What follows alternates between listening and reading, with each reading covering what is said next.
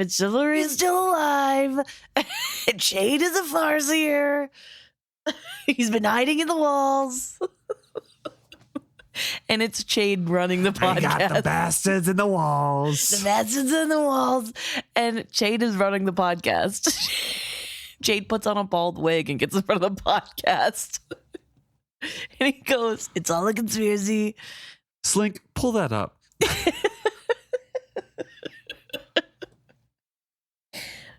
I mean, hey, best way to get people to not believe something that's true is to make it a conspiracy theory, right?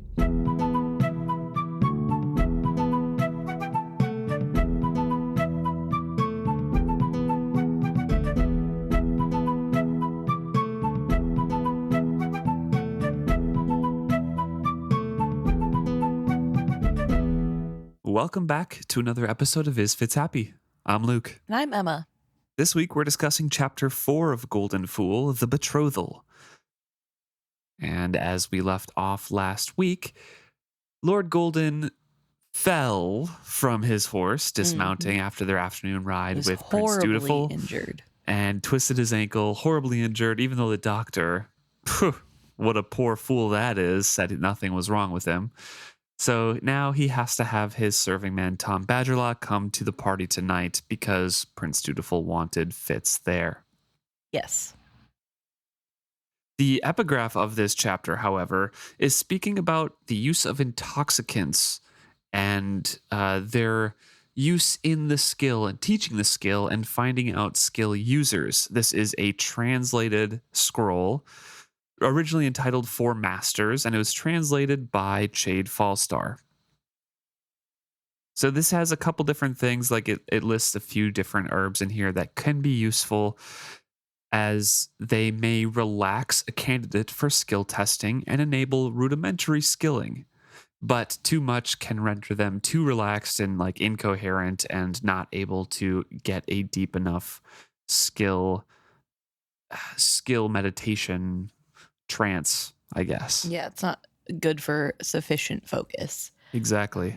But then some people, this excerpt said that some skill masters have found success in training their students, thank you, and training their students while using these herbs because they say that it helps them grow strong. But the person writing this says that the Four Masters say it's not a good thing to do because it allows the student to become dependent on herbs and then unable to perform without the use of the crutch of whatever herbs they are using.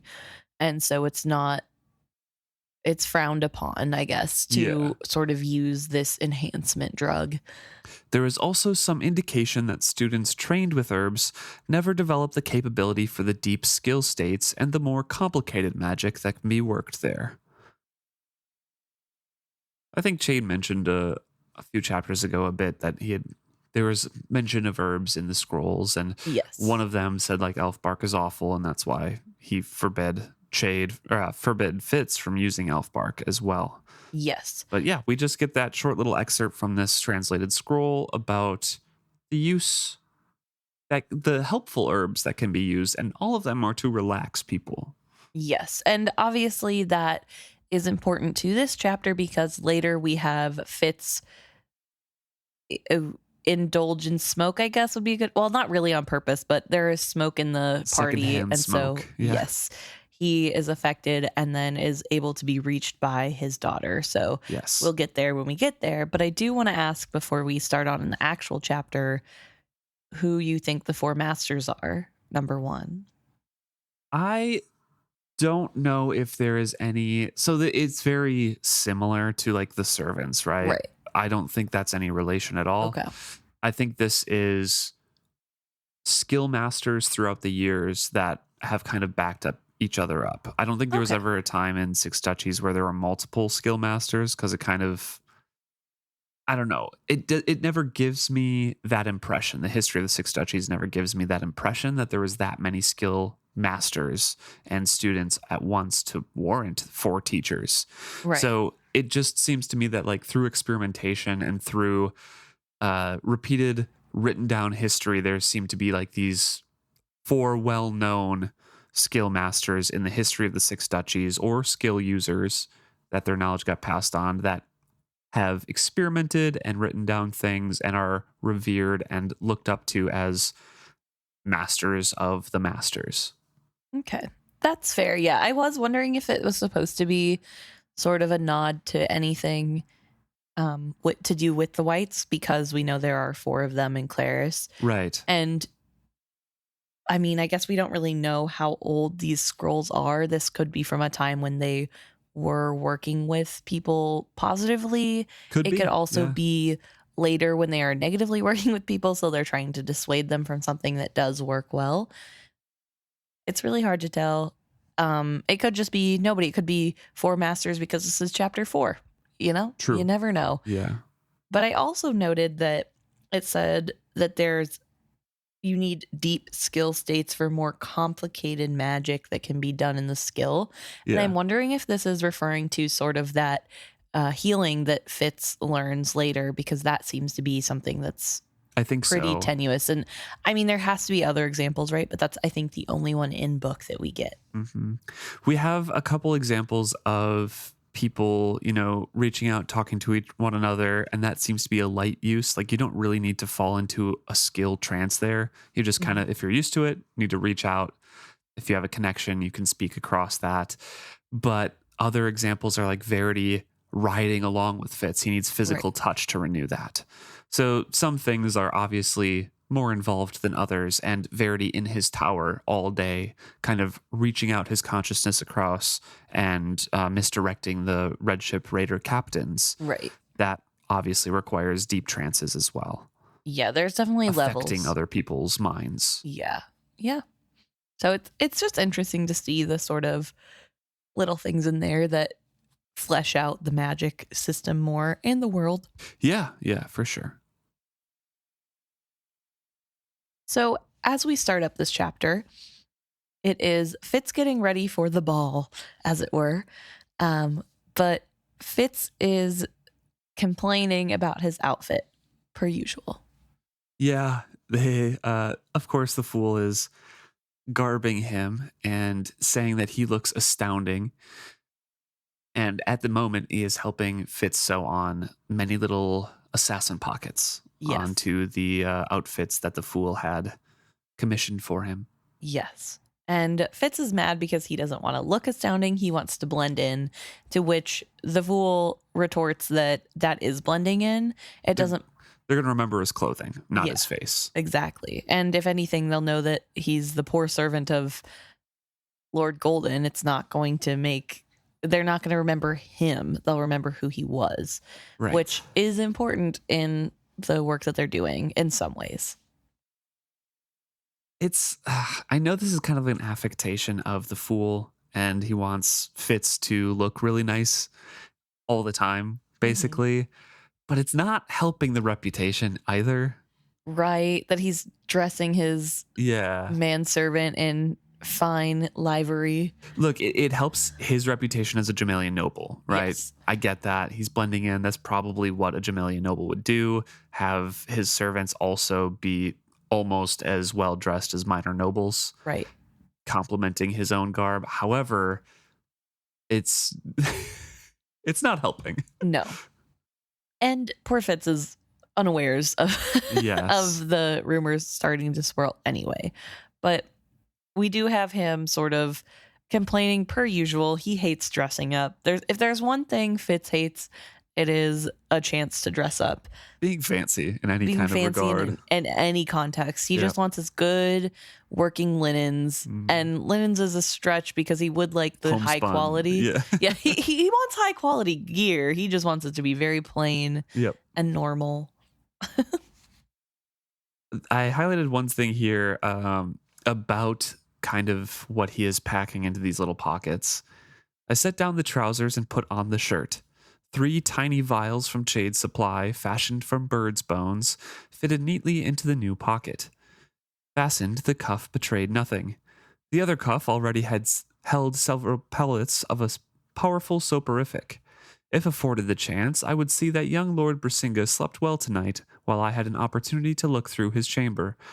I had already ascertained that he had not brought his hunting cat with him. Rather, I told myself that it was not in his rooms or stabled with the other coursing beasts.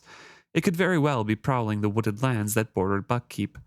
Lady Brisinga, Lord Golden had learned through court gossip, was not in attendance at Buckkeep for the betrothal ceremony. She pleaded a painful spine following a bad fall from her horse during a hunting accident. If it was a sham, I wondered why she had chosen to stay home at Galekeep while she sent her son to represent her name.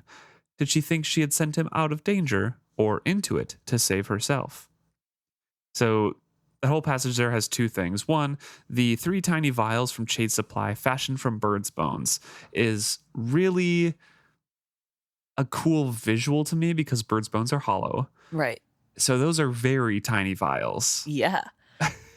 Which bones of the birds? Because Right, which birds? which birds? But yes, very tiny vials. Very interesting use of bird bones to make vials, Mhm. and it's interesting to see him fall back into that pattern of assassin. I think He's Fitz, very well prepared. he is, and Fitz goes through these sort of cycles of not wanting to be Fitz Chivalry, the bastard assassin, and doing everything he can not to act like that. And then he goes into doing some assassiny things and realizing he isn't prepared, and that's a negative, and it's hurting him or someone he cares about, which turns into him going hardcore into assassin training mode and being uber prepared and ready for anything and going back into it. And then that leads into disappointment that he went back into his old ways and promising himself that he's never going to do it again.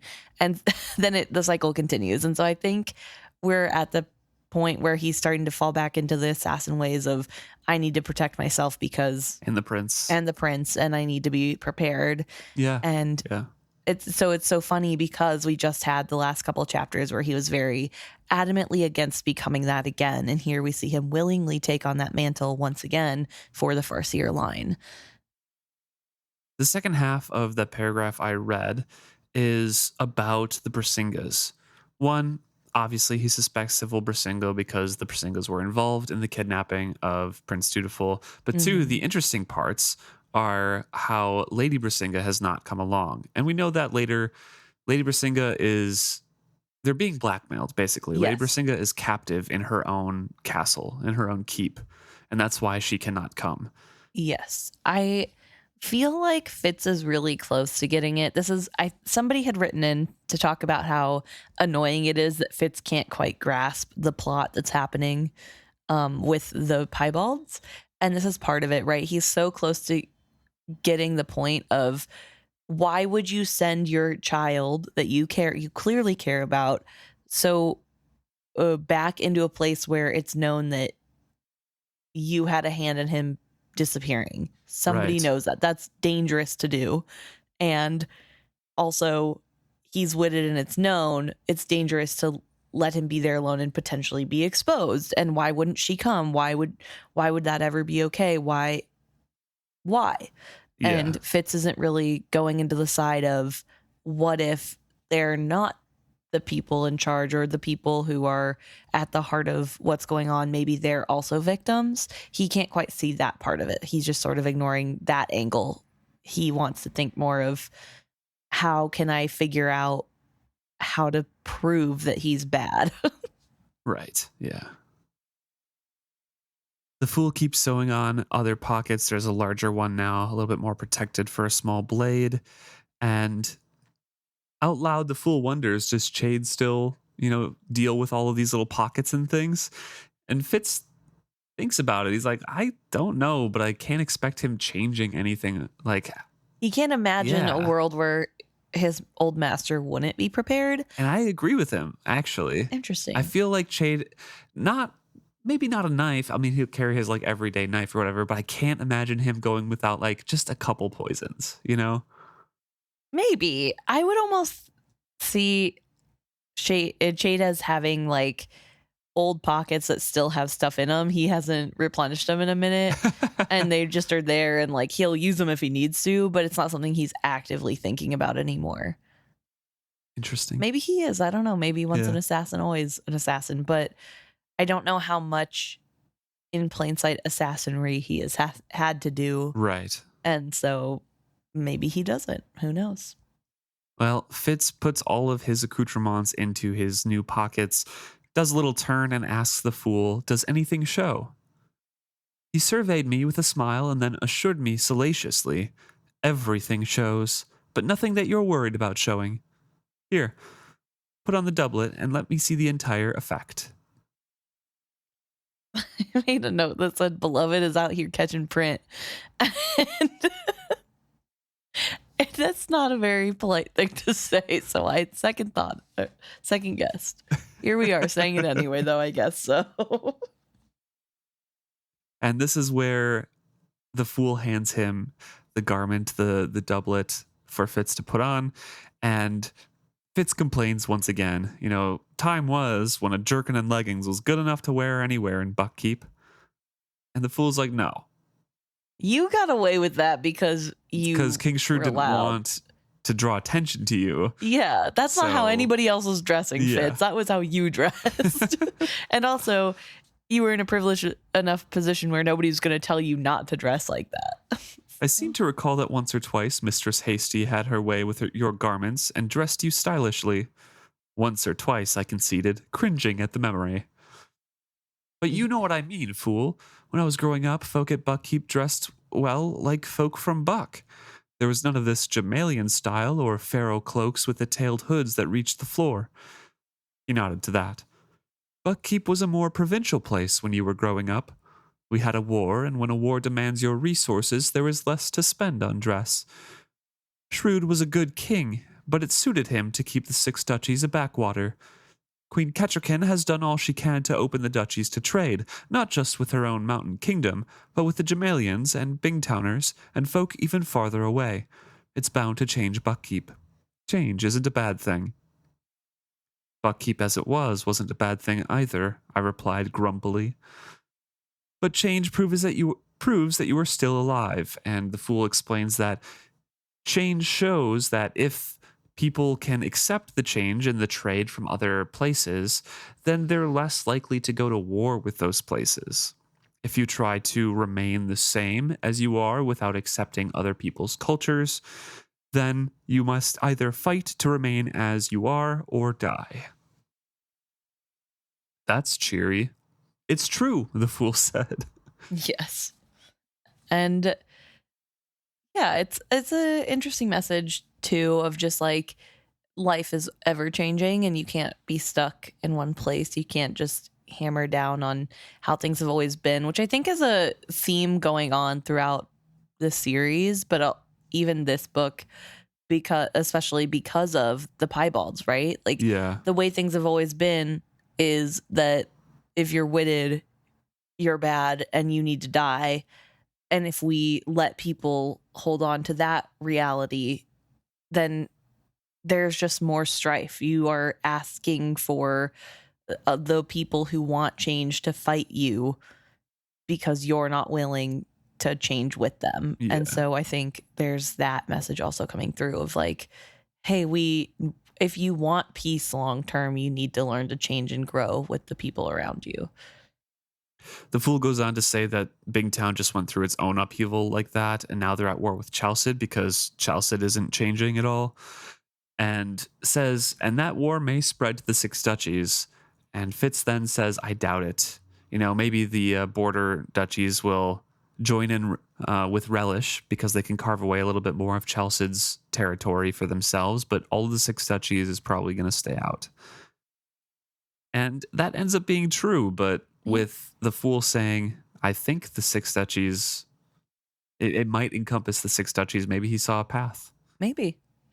Definitely a possibility. And it's also interesting, too, to see sort of the hint there of Amber with the fool, right? Like if you have read the books in order, you know that Beloved was firsthand front row seats for sort of the upheavals that are going on in Bingtown and what happened there. And so it'd be interesting. It is interesting to see how that changes the way he interacts in Bingtown now that he's back. or sorry, in Buckkeep now that he's back, and Yeah. how that's changing his worldview as a whole as well. Well, Fitz is getting into his clothes here, and and the fool kind of talks about his own clothing as Fitz makes, has some questions and remarks. And he talks about his clothing as, again, like an armor for his role.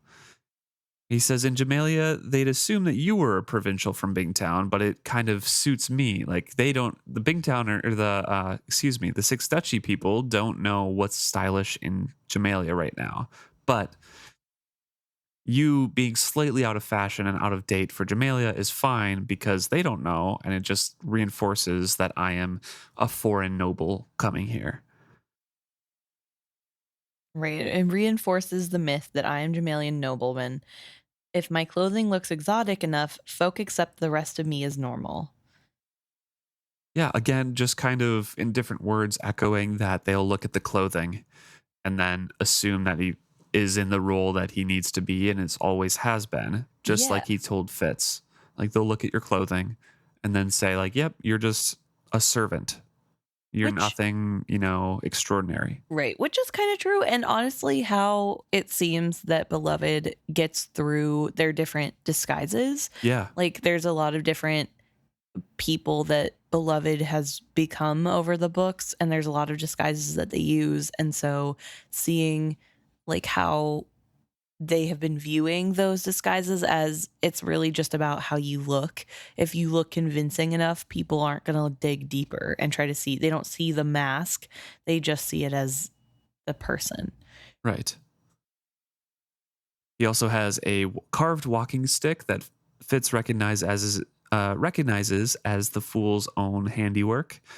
Although everyone else would probably think it was an extravagant cost because it's expert carving, Right. Which is funny because the way that I read Fitz saying this, like everybody else would think it was extravagantly expensive, is funny because it almost seems like he doesn't think it would be if the fool sold it. Although we know that he used to sell toys. Yeah, not only that, but as Amber, he made enough money through his carvings to have a spot on the Rainwild Street. Right. So, I mean, clearly this is a master carver at work. So for Fitz to sort of laugh it off as like, oh, everybody will think that's expensive. It would be if he sold it. Well, tonight we were purple and white, rather like turnips, I thought to myself savagely. At the beginning of this chapter, he's kind of complaining about stripes and how he hates those, and now he describes the clothes a little bit. And Lord Golden's are much more extravagant than his own. However, he still hates his own.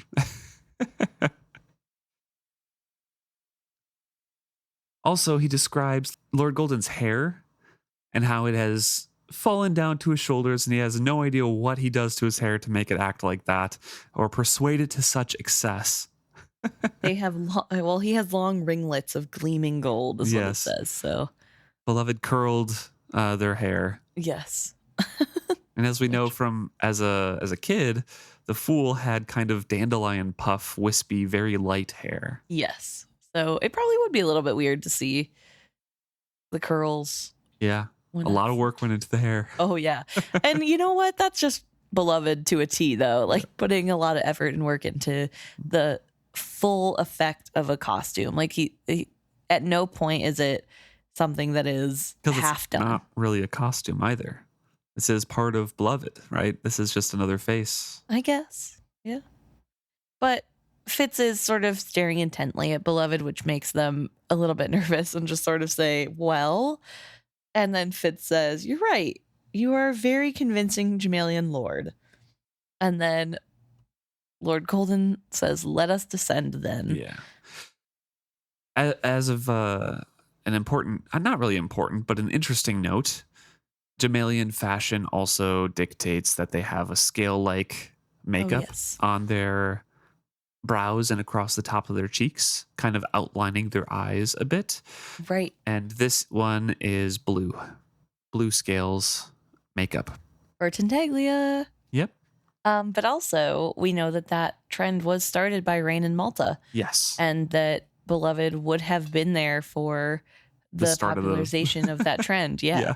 Which is actually really interesting to think about because talking about how, oh, this style is definitely 3 years out of date by now really speaks to how long that he had to travel to get back to Fitz and then get into this role. It's Right. not instantaneous travel. It was boat by far way, a Yeah. very long boat ride to get Yeah, to because where he's at now. they were in Jamelia for a while and then left to Hmm. go to the river.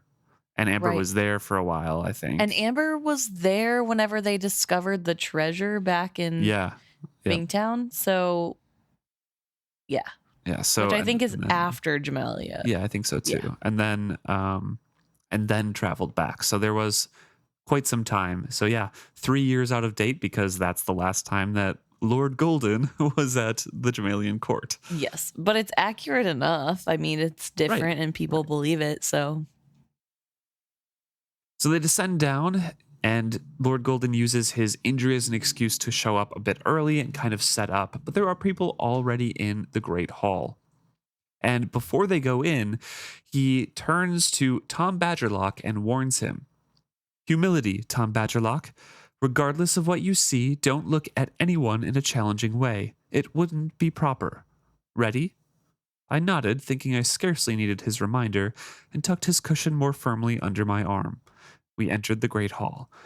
And I think that warning there was just to say, like, hey, you might not know the rumors, but don't attack anybody who says that you and me are together. yeah, that's fair. That's a good point. That, like, hey, if somebody says something about your sexuality, just be chill. Right. Although I think it's interesting to sort of have Fitz play the more, I don't want to say meek, but meek role instead of being aggressive. Like, don't be aggressive here, don't ruin this. Because I feel like that's so opposite of who Tom Badgerlock is and who Fitz has decided Tom Badgerlock is. Right. And so it's interesting then to have his friend turn around and say, hey, don't be aggressive. I don't know. It makes me wonder if partially it's because he doesn't want to necessarily quell the rumors. It's doing what he wants it to do. Right. Yeah. And if partially, like, I guess I just don't know. Maybe he doesn't want to see his friend hurt. But either way, it's just an interesting choice to make. Mhm. Now we get a little bit of a comparison between the Great Hall of Fitz's youth and the one that has been dressed up for the evening. He has not entered this Great Hall yet while he's been at Buckkeep.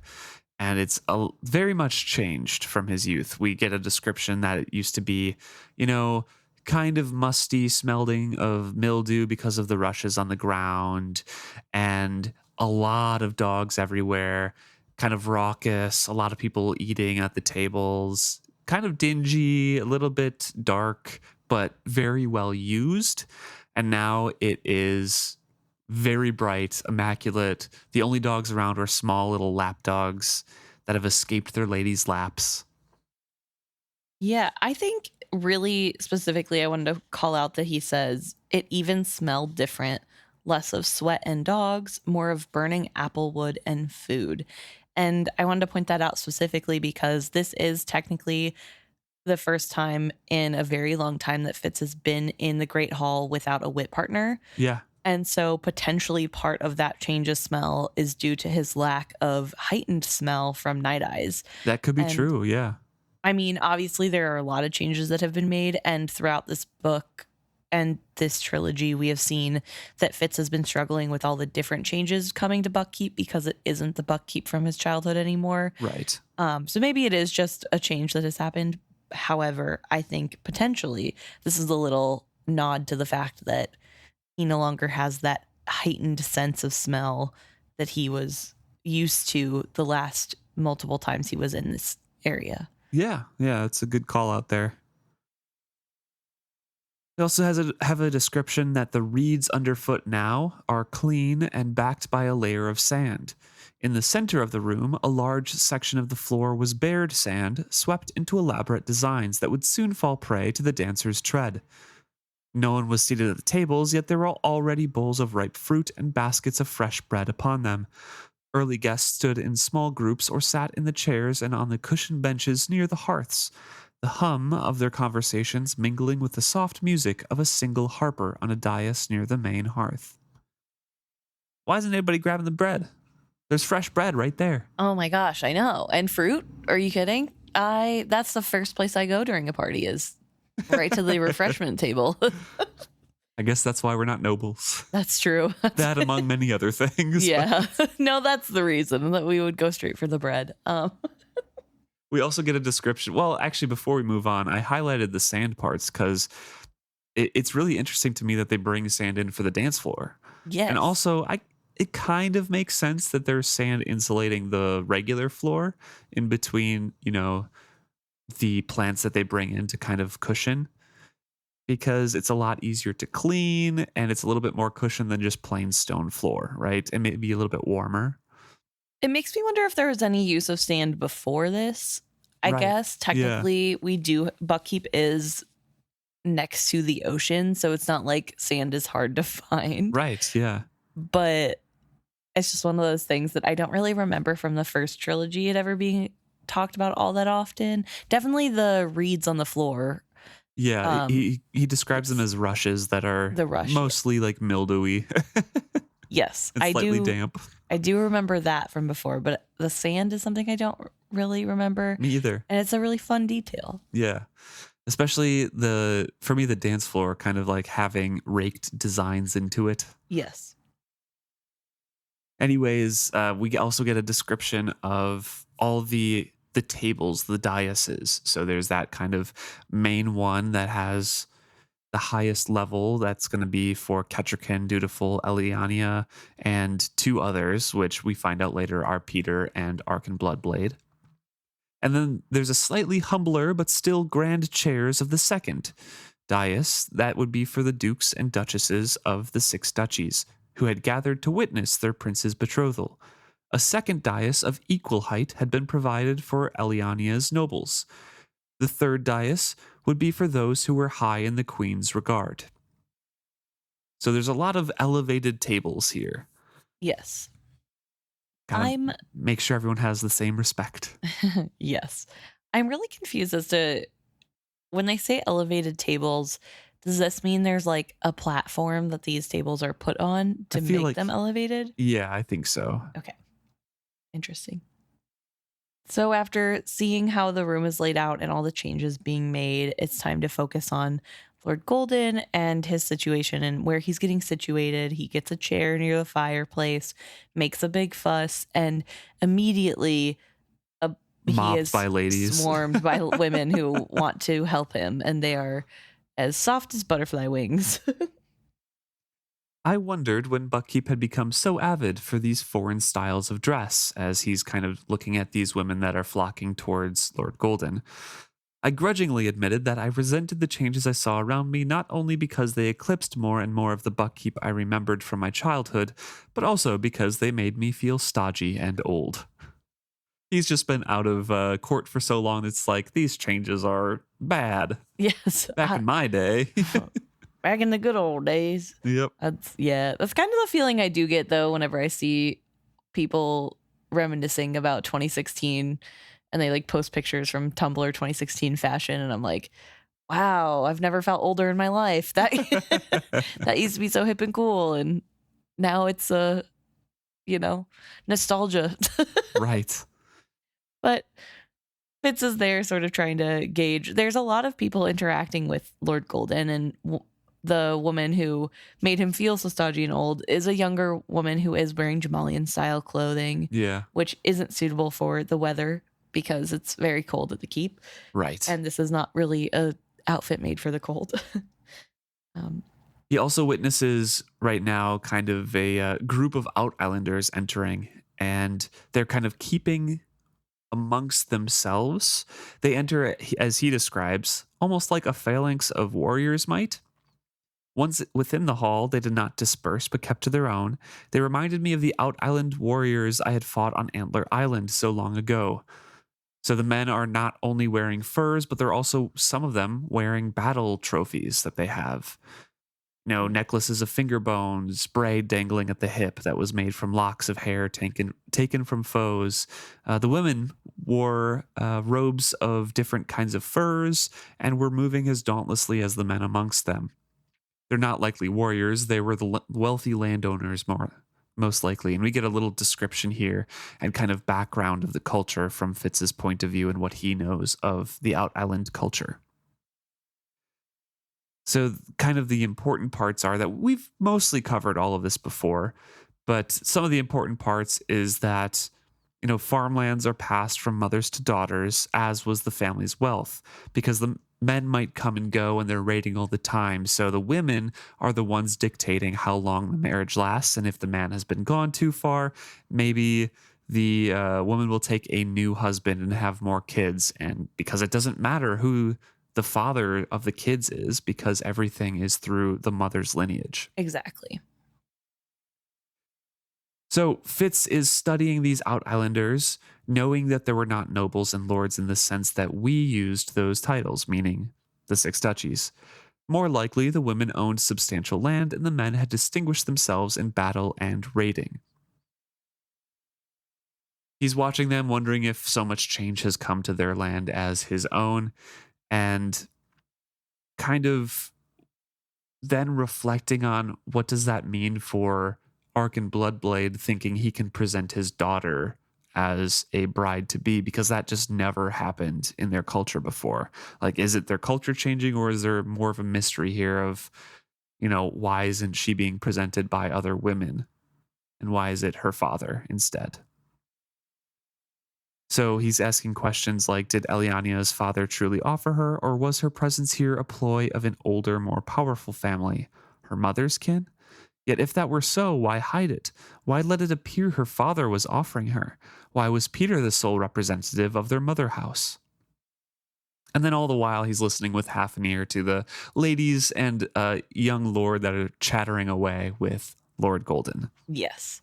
I do want to point out that the situation that Fitz is observing with Elliania is sort of an echo of Civil's situation, that Fitz can't sort of grasp what's truly going on, but is noticing that there's something wrong with the way that it is. Right. And it is a person who, a child who is separated from their mother, who is being held captive by a force that is not wishing well upon the Farseers. Yeah. So I think that's kind of fun to see. Parallel plot lines there. Yeah, and to see the way Fitz is coming at both of them and missing both the angle that he needs for both in very different ways.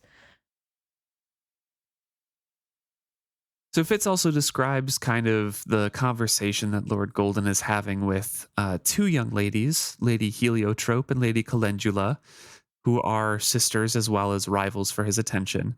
And young Lord Oaks, is constantly standing in between Lady Calendula and Lord Golden, makes Fitz think that he's trying to keep Lady Calendula's attention for himself. And then an older woman, Lady Thrift, is also there. And Fitz says, perhaps she's older than I was. Likely she has a husband somewhere, but she's also just there as kind of a hunter of her own. Right, because why not? Enjoys the thrill.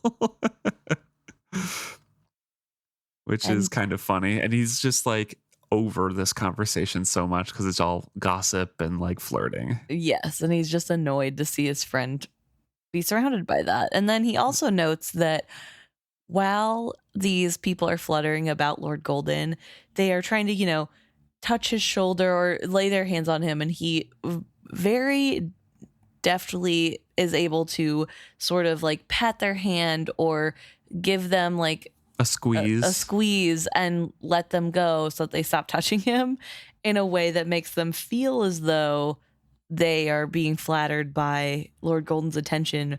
But Fitz can see that it looks more like he's plucking lint from his sleeve.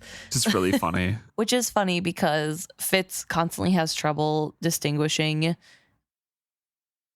Beloved and Lord Golden sometimes. And every character that Lord Golden or Beloved plays, there's sort of this like weird thing where he can't always tell the see beneath the act, but in this moment he can see the discomfort on his close friend's face of being touched by people he does not care for. Lord Lalwick, a pleasant-faced man of middle years, drifted over to join those clustered about Lord Golden. He was a tidily dressed man of gentle manner, who made a point of introducing himself to me, a rare courtesy to show to a servant. I smiled as I bowed to his greeting. He bumped against me several times as he jockeyed to get closer to Lord Golden in the conversation, but it was easy to excuse his clumsiness. Each time I begged his pardon and stepped back only to have him smile and warmly assure me that it was entirely his own fault. That comes up a little bit later, but this man is kind of coming on to Fitz a bit. Yes. And that's a little bit more clear later, as I mentioned. But again, this is Fitz just being entirely clueless as to the rumors going around. Yes. And how it's also a little bit of a show of how the Six Duchies deals with things. Like, there's obviously some sort of society underneath, similar to Bingtown that we see in the next quadrilogy, the tetralogy, Rainwell Chronicles, with Hest and Cedric. So this is really interesting to me that, like, Lord Golden has these rumors surrounding him along with his servant, and now Lord Lalwick, who has obviously known Lord Golden beforehand at court, right, is joining into this conversation again. And not everybody knows, but like those who wish to know. Yes, yeah. It's really interesting to see sort of both Fitz's fallibility in understanding the social situation where he doesn't quite get the gist of what's happening. Like, he keeps getting bumped into and he just sees it as, man, this guy's a klutz, which is crazy when later we find out that the man is actively trying to proposition Fitz, and Fitz is just fully unaware. When you think about the fact that Fitz is trained to notice things, he is supposed to be an assassin, he is supposed to be able to pick up on things, and it's unclear if this is just because it has to do with him and so it's his blind spot and he can't really pick it up, or if he is willfully being ignorant of what's going on, or if maybe he is not as good at picking up on things as he thinks, you know? Like, I think it's just a blind spot from not being exposed to anyone who likes the same sex. You know, it's just, he doesn't know anybody. That's fair. At this point, he doesn't know anything about the Fool, really. You know, he suspects that Beloved had something with Laurel. He suspects that Beloved had something with that woman he lived with in the Mountain Kingdom. Yeah. And there was also that serving girl who gave him flowers, right? Like, everyone else is just straight. Yeah, to Fitz's mind. Yeah. It's just not something that's ever talked about, I guess. And I assume he did not have the birds and bees talk. Right. So, well, I can see Byrrec trying it. No, I think there is a thing about how Byrrec tries and it's super awkward, and he ends up just talking about like horses mating or something. Yeah, something and weird. Yeah. Chade also tries to have the conversation, but it's so uncomfortable that they never really get through it. So never mind. He did, but you know, I don't know. It's just like a interesting little observation there of how he so clearly, it is sort of, when you're a first time reader, it's weird, right? But then when it's revealed, you're like, what? Because Fitz didn't see it, so you don't see it. I don't know. So the conversation is kind of centered around poor Lord Golden's injured ankle and how rough the unsympathetic healer had been and how devastated they all were that he could not join them upon the dance floor. And eventually, Lady Thrift kind of takes this as like, oh, then you ladies should go and dance with your suitors. I will keep Lord Golden company because I don't have suitors, because presumably, as Fitz thinks, she is already married. Right. Somewhere. Her husband is somewhere. Probably. And then this Lord Lalwick also immediately declares that he'd be happy to keep Lord Golden company as well. And Lord Golden says, no. I don't want to keep a graceful dancer away from the ladies of Buckkeep. Go on. So almost everyone is kind of dismissed from Lord Golden's circle. But as they're kind of bickering about who gets to stay and keep Lord Golden company, it's interrupted by the minstrel suddenly stopping his harping and a page boy beside him had evidently cued him for the minstrel arose and announced the royal procession. Queen Ketrican Farseer and Prince Dutiful, heir to the Farseer throne. And then at a gesture from Lord Golden, Fitz helps Lord Golden stand up. There's a hush, and Queen Ketrican enters.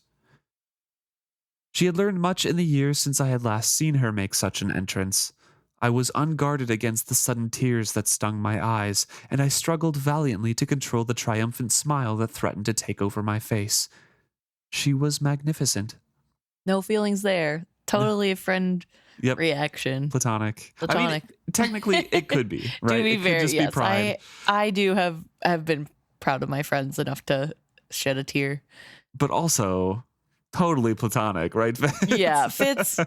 Oh my gosh. You're just friends in grief at this point. Yes.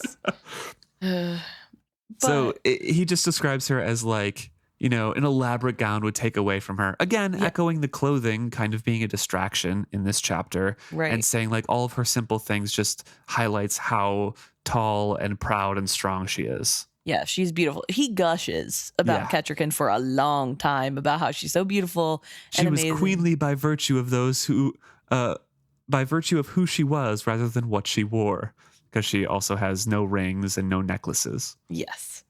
And then Dutiful comes in and he's also dressed very simply.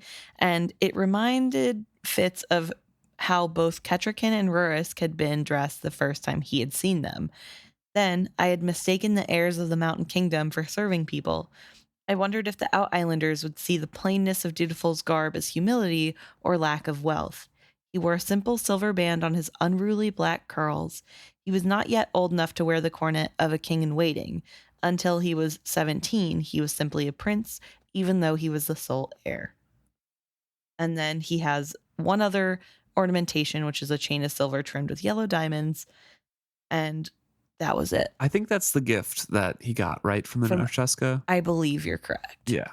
And so he's wearing that. But other than that, he is plain and ready. And although he has the Farseer look to him in his physical looks, he has the bearing and the stature, schooling. of Ketrican in the Mountain Kingdom. Mm-hmm. You can just tell that that's her kid. Queen Ketrican is gliding through and smiling at people, but Dutiful's expression was grave. Perhaps he knew he could not smile without looking stricken, which I thought was funny because it again hints that he's just a nervous boy. Yes, he is very anxious about this whole thing and he does not want to be there. But as they are going through, they're not yet seated when, in a gracious yet carrying voice, Ketrican spoke. Please, my people and friends, welcome to our great hall, the Narcheska, Elliania, a daughter of Blackwater line of the Gods' Runes Islands. I noted with approval that she gave Elliania not only the name of her mother's line, but called her home by their name of the Out Islands.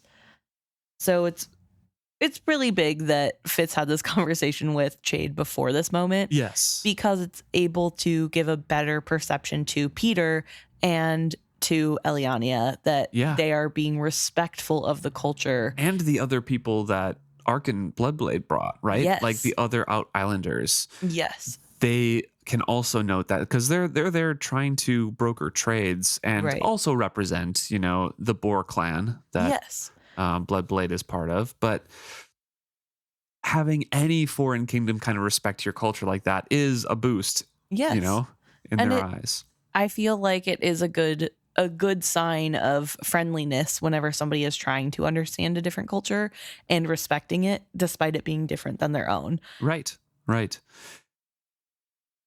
As she gestured toward the open door, all eyes turned that way. The minstrel repeated the names of not only Elliania, but also of Ark and Bloodblade, her father, and Peter Blackwater, her mother's brother. The way he spoke the last phrase made me suspect it was one word in the Out Islands and that he strove to give it that flavor. Then the Out Islanders entered. So again, that emphasis of the mother's brother and kind of introducing them on the same level, not just as like this is his Elliania's attendee or this isn't her uncle. This is her mother's brother, which is important because obviously it's a matriarchal society. Fitz describes Arkin Bloodblade, who's walking ahead of them, as someone that he would not probably like. He's decked out in jewels and a ton of jewelry. He's walking with a swagger of both a sailor and a warrior, and his brash posture transformed his display of wealth into bragging gaudiness. He scanned the room with a wide grin, as if he could not believe his good fortune. His eyes traveled across the waiting tables and gathered nobles, and then lifted to where Ketcherkin awaited his company on the dais. His smile widened as if he glimpsed unclaimed plunder. I then knew that I already disliked him. Yes. So, of course, Fitz doesn't like somebody looking at his totally platonic, no feelings there friend as Exactly. though she is a piece of meat, which is valid because also I do not like when people do that to my friends either. But Fitz does not like the vibe that Arkin brings. Yeah. Arkin brings to the table. True. Behind him walked the Narcheska. Peter escorted her, a pace behind her and to her right. He was dressed as simply as a soldier, in fur and leather. He wore gold earrings and a heavy torque of gold, but he seemed unaware of his jewelry. I marked that he took not just a guard's place, but also a guard's attitude. His eyes roved the crowd watchfully. If there had been any in the crowd who wished the Narcheska ill and dared to act on it, he would have been ready to kill the attacker. Yet he gave off an aura not of suspiciousness, but of quiet competence. And the girl walked before him, serene in the safety of the hulking man behind her. Fitz describes what she is wearing as well, and notes that she has an enameled pin, a leaping narwhal, secured her cloak at one shoulder. Is it narwhal or narwhal?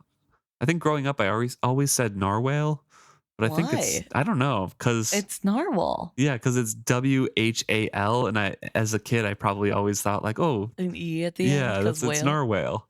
No, it's narwhal. Narwhal swimming in the ocean, causing a commotion because they are so awesome. Yeah, I don't know. Yeah, I think originally it was just something that I had read in a book, and then that's close to whale. No? That's close. That's fair. I definitely misread things, but I've never heard it. Never heard of it. Yeah. But also says that her sleek black hair caught in a silver clasp at the back of her head. All these descriptions are basically, that keychain that they found, the necklace that they found. It's so funny that no one's commented on it yet. And then also something that has been mentioned, or that is mentioned, is that she is keeping her own pace going through this hall. She is kind of walking a little bit slowly. She's not looking down. She is looking around. She's meeting the eyes of people who are staring at her and sort of taking her time as if she's memorizing faces. Small smile gracing her lips. Yes. It's like a ton of poise for someone so young, Fitz comments. Yes, and Fitz also mentions that he understands what Chade meant now about her being a queen in bud. Right. Of that she will become a very good queen.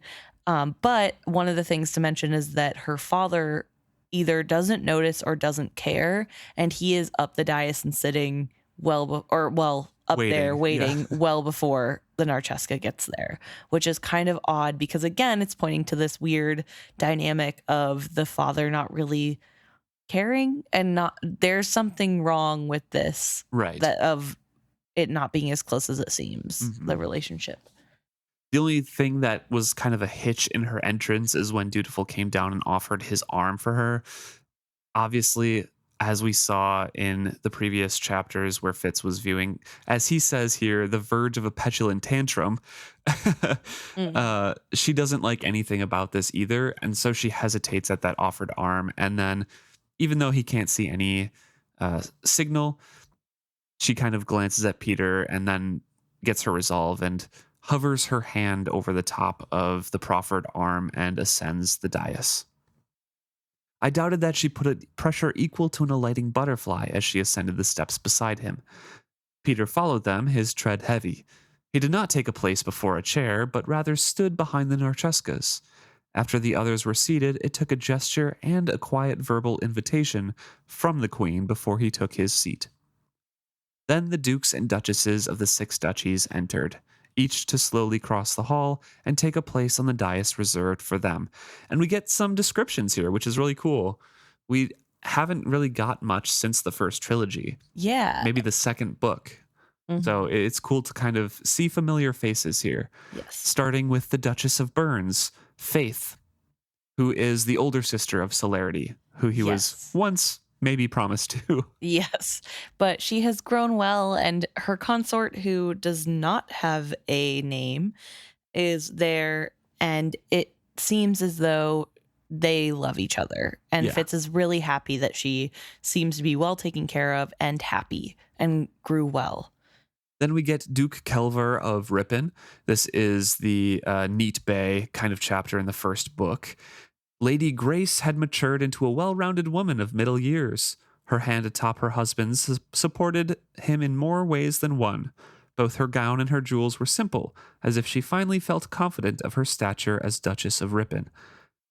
So this is the Lady Grace whose yapping Feist almost died and Fitz saved, and then like told the story of, let the jewels be the watchtowers, basically. Yes. So. And it's the reason, it was one of those things that Fitz had to do to change the future. It was I think the first kind of prophecy and pushing by the Fool. Yes. That did him that. So that's a nice little returning face as well. They're doing well together. And then Duke Shemshi of Shokes walked alone, widowed now. The last time I had seen him had been when he stood with Duke Brondy of Burns outside my cell in Regal's dungeon. He had not condemned me, but neither had he thrown me a cloak for warmth as Burns had. He still had hawk's eyes and a slight stoop in his shoulders, was his only concession to his years. He had entrusted his current war-making with Chalced to his daughter and heir, while he took time to attend his prince's betrothal. Behind him walked Duke Bright of Farrow. He had matured since the days when Regal had foisted the defense of Buckkeep Castle onto his callow shoulders. He looked a man now. I had never seen his Duchess.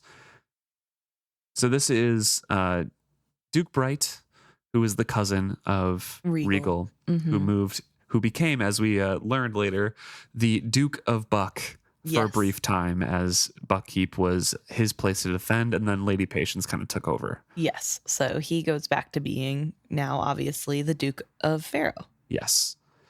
And he has a super young wife. Right, yeah. She looked half of his 40 years, a fair and slender young woman who smiled warmly as she met the gazes of the lesser nobles who watched her ascend the dais. And then finally, I love Rob and Hobb's ability to kind of write just a simple description, and I already kind of know her story. Yeah. She seems like she was friends of those lesser nobles and kind of ascended up into this position of a duke's wife. Right. So like I already kind of know like the background of this, even though she never pops up again, really. Yeah, that's fair. So it's kind of, I don't know. I like those little touches. Yeah. Finally came the Duke and Duchess of Tilth. Both were unfamiliar to me. The blood cough had passed through Tilth 3 years before and carried off not only the old Duke, but also his elder sons. I rummaged my memory for the name of the daughter who had inherited. Duchess Flourish of Tilth, the minstrel announced a moment later, and her consort Duke Jower. Her nervousness made her appear younger than she was, and Jower's hand over hers on his arm seemed to lead her as much as reassure her. Right. So now we have mention of the blood cough as well. It's not the blood plague, it's just the blood cough, which... Yeah. Unclear if it's different. Yeah. I don't know if we ever really get a bunch of descriptions about what the blood plague is. No, because we talked about it before a little bit. It might be like tuberculosis or something like that, but blood cough sounds more like consumption and tuberculosis, so... It's really hard to tell. And it would be interesting to know if this is the first time the blood cough has come through. Right. And if this is sort of, because that's a big span of time between when it went through Bingtown and when it's coming through now. But either way, they're here. And that was the final Duke and Duchess, meaning that there is no current Duke of Buck. Correct. Which is just a fun little aside that we've been trying to keep track of. Yeah. So all the dukes and duchesses are inside now, and now it's time for the out island quote unquote nobles, I guess. But they're not used to any sort of procession or any sort of, it's just not their culture. So they kind of all walk in as one lump group. Right. And Ark and Bloodblade is up top, like grinning, like, yeah, that's my people. Yeah, that's my And boys. exactly. And the Narcheska is sort of, Caught between the two. yes, caught between being like, yeah, those are my people, but also like, oh my gosh, why are you not even trying with the, if I have to, you should have to sort of vibes. But And Fitz notes that Peter doesn't even care. He's just like looking over their heads, still kind of surveying everything, looking out for threats. It was only as they were seated that I realized that these folk were Arkans, not Peters. Each one bore, in some form or another, the image of a tusked boar. Arkans was wrought in gold upon his breast. One of the women had a tattoo on the back of her hand, and one man wore a boar as his bone carving on his belt. The motif did not appear anywhere upon the Narcheska or on Peter. I recalled the leaping narwhal I had seen embroidered on the Narcheska's clothing the first time I had glimpsed her. This emblem secured her cloak again. A close study of Peter's garments revealed that a narwhal fastened his belt. I decided that the stylistic tattoo on his face could be considered suggestive of a narwhal's horn. So, did we have two clans here, both offering the Narcheska? I decided that that would bear looking into. I wanted to kind of highlight some of that because it goes to show that Fitz is still he is getting into his role, as you said earlier in the chapter. He's incredibly observant and knows kind of the questions to ask after these observations. yes. Right? It's not just like, oh, cool, there's two different cultures or clans represented. It's, okay, are both of them offering it? If not, is one above the other? Like, what is actually going on here? What's happening? Why is it like this? Mm-hmm. He talks about some of the other tables and how they're filled. Chade's among them, as was Laurel, and he's pleased to see that Laurel was seated so highly. And he didn't recognize some of the others, but lastly is Starling and her husband. He suspects that Starling kind of waited to walk in last because that's, her style. And she is looking great, wearing having gloved hands, so kind of separating herself from being a minstrel tonight to being like a lady tonight. And now he can finally see the husband that he cuckolded, he says, and feels intense shame. He doesn't want to hear this younger man's name, but his ears betrayed him, and he hears the name Lord Fisher anyways. She looks directly at him as she's walking past, and he kind of ignores her. Yeah, he acts like he doesn't know who she is. Yep. As these last two took their places and were seated, the folk in the hall flowed toward the tables to assume their places there. So Fitz helps Lord Golden up to his spot and kind of stands behind him. Fitz thinks that Lord Golden contrived his own seating because he's in between two married couples. Yes. So no one can bother him. Exactly. He can't be doted on by his hangers on. But as Fitz is moving to depart and go over towards this seat with the cushion, Lord Lolwick contrived to jostle his buttocks against my hips a final time. He saw my shock as I finally realized that the contact was deliberate, for in addition to his small smile, one eyebrow lifted at me. Behind me, Lord Golden gave a small, amused cough. I scowled at the man, and he left more hastily. Why is Lord Golden... I guess he's like acting in public, but why is he like giving amused coughs? Like, why is he? I don't know. It's hard because on the one hand, I feel like it's beloved being amused by Fitz having to deal with this sort of situation. Yeah. And only just now realizing what the situation is, because obviously I'm sure beloved picked that up the first jostle, Right. So it's interesting to watch your friend finally let it click, but also it's not a great look because it does sort of play into the whole rumors that are going on. I don't know. It's hard. I don't know the right answer. It's a tough situation, but it is sort of a human moment to like be Like, I think it's funny that your friend just now caught on they were getting hit on. Oh, well, that was a long trip into the introduction to this party, and it's just getting started here. Lord Golden goes to sit down, and Fitz is standing behind him, and he catches eyes with Dutiful and feels a rush of thankfulness through the skill bond, and Fitz is kind of humbled by how much his presence actually meant to Dutiful. Right. And then they look aside from each other because they do have, roles to play here. Right. And Fitz looks away first and sort of like acknowledges the prince in a way, but then continues to look because they cannot. It does not look good for the prince to be focused on a random serving man. Right. And then he looks around, Fitz looks around at the other people, seeing who else is there. And he notes that Civil Brasinga is there talking to a couple other people who seem to know him.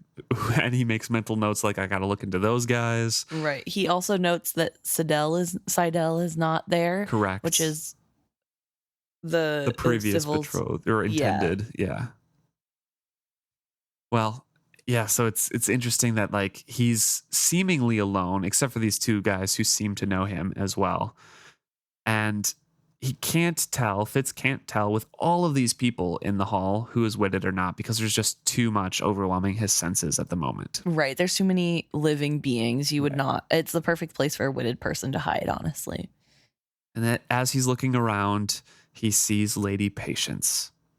When my eye fell on her at one of the higher tables, my heart leapt and then began to hammer.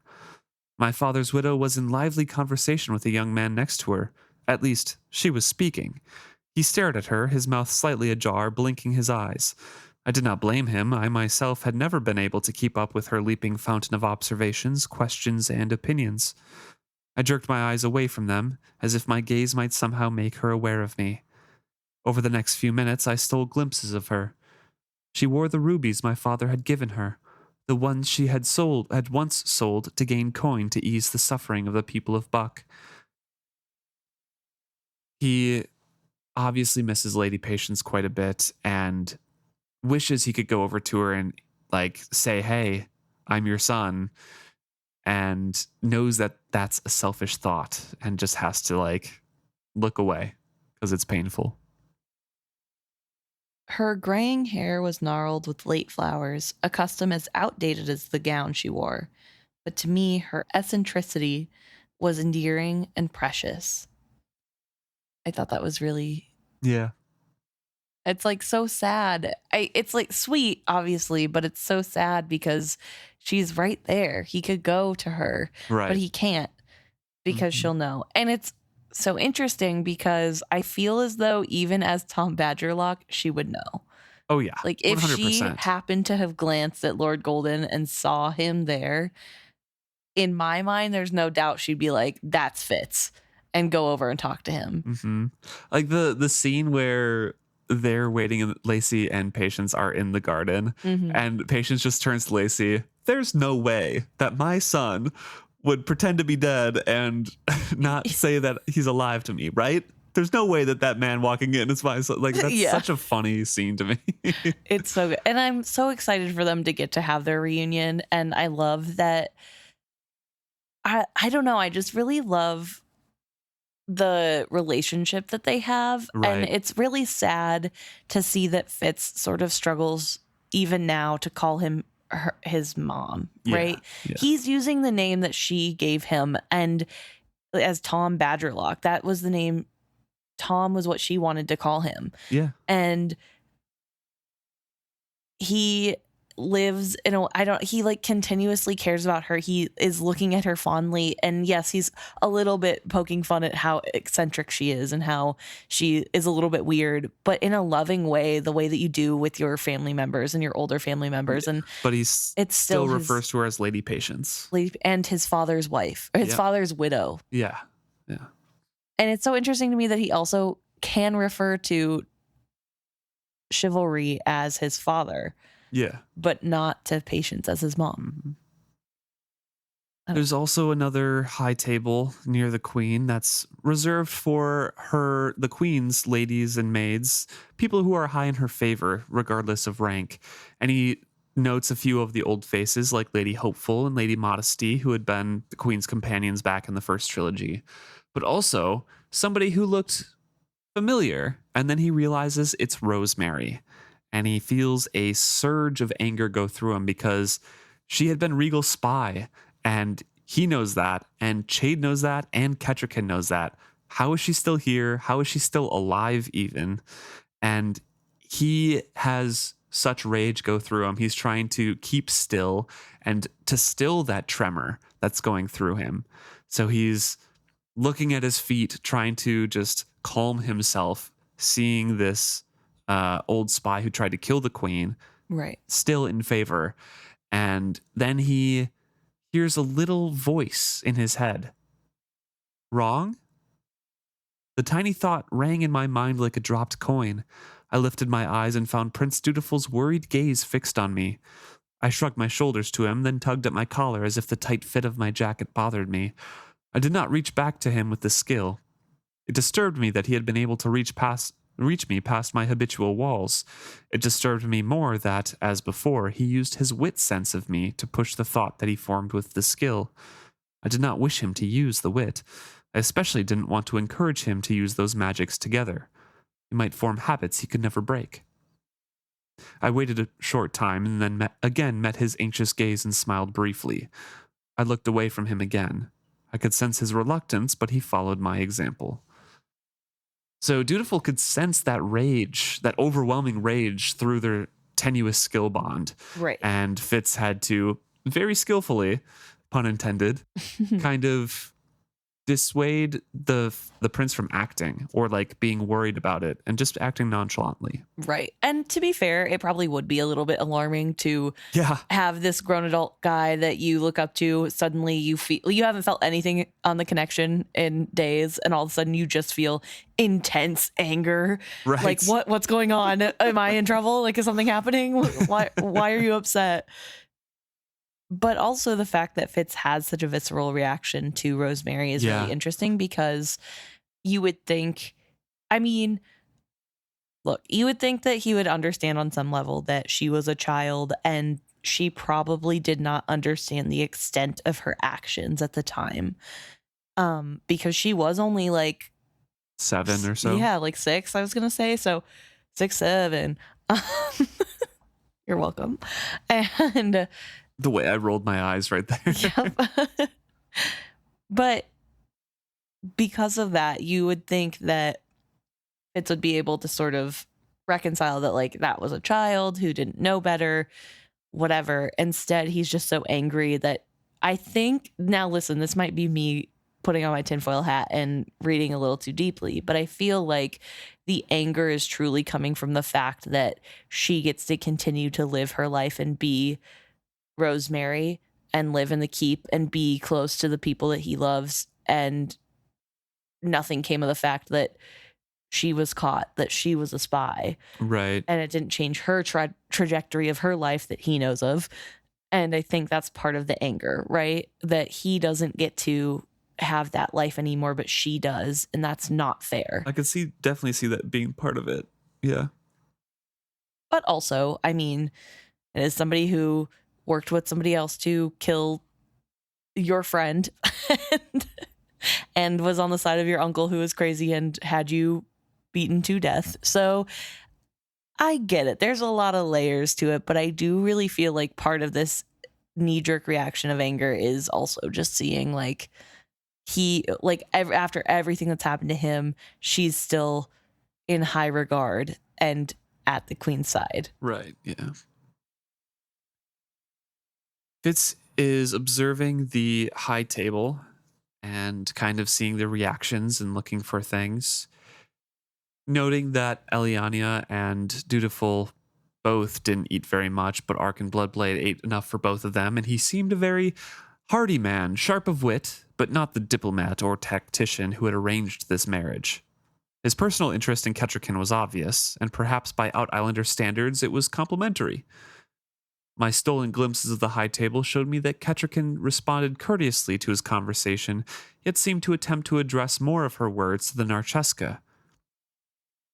Elliania is reserved but not sulky, kind of being fairly brief with her responses, but also noticed that Uncle Peter was seeming to thaw towards Kettricken and adding more thoughts to the questions that Kettricken was posing.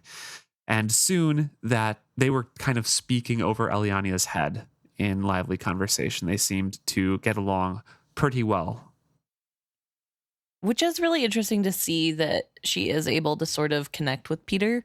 Yeah. Because from what And we have Peter's seen, able to connect with Kettricken. yes, Peter's also able to connect with her back. But we have seen that Peter is sort of soft-hearted in his own way. Yeah. And in a way, the way that I read it, I do see similarities between the Out Islands and the mountain folk, more so than that of the people of Buckkeep. So I can see sort of more of that stoic nature and the sort of utilitarian society of survive or don't.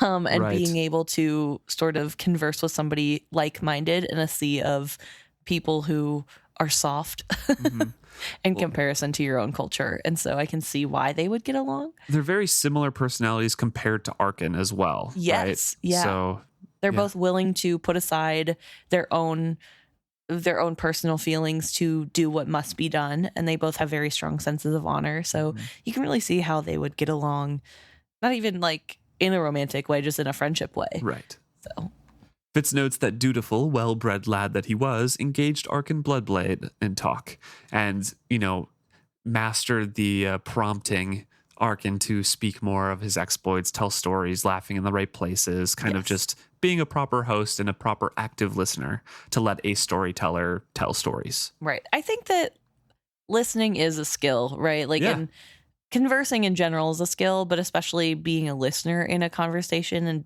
having the ability to not just listen, but engage the person you're listening to keep them talking. That's a really big skill to have, and very useful as well whenever you are trying to learn more about your betrothed's family. Right.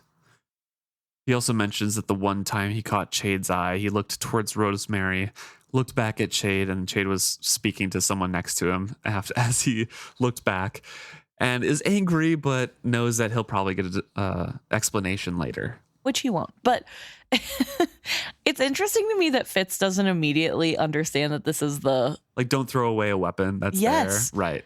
Yeah, I can't believe he doesn't get it. And I'm wondering if Chade is worried he's been caught. Maybe he knows Fitz well enough to know he hasn't been, but you never know.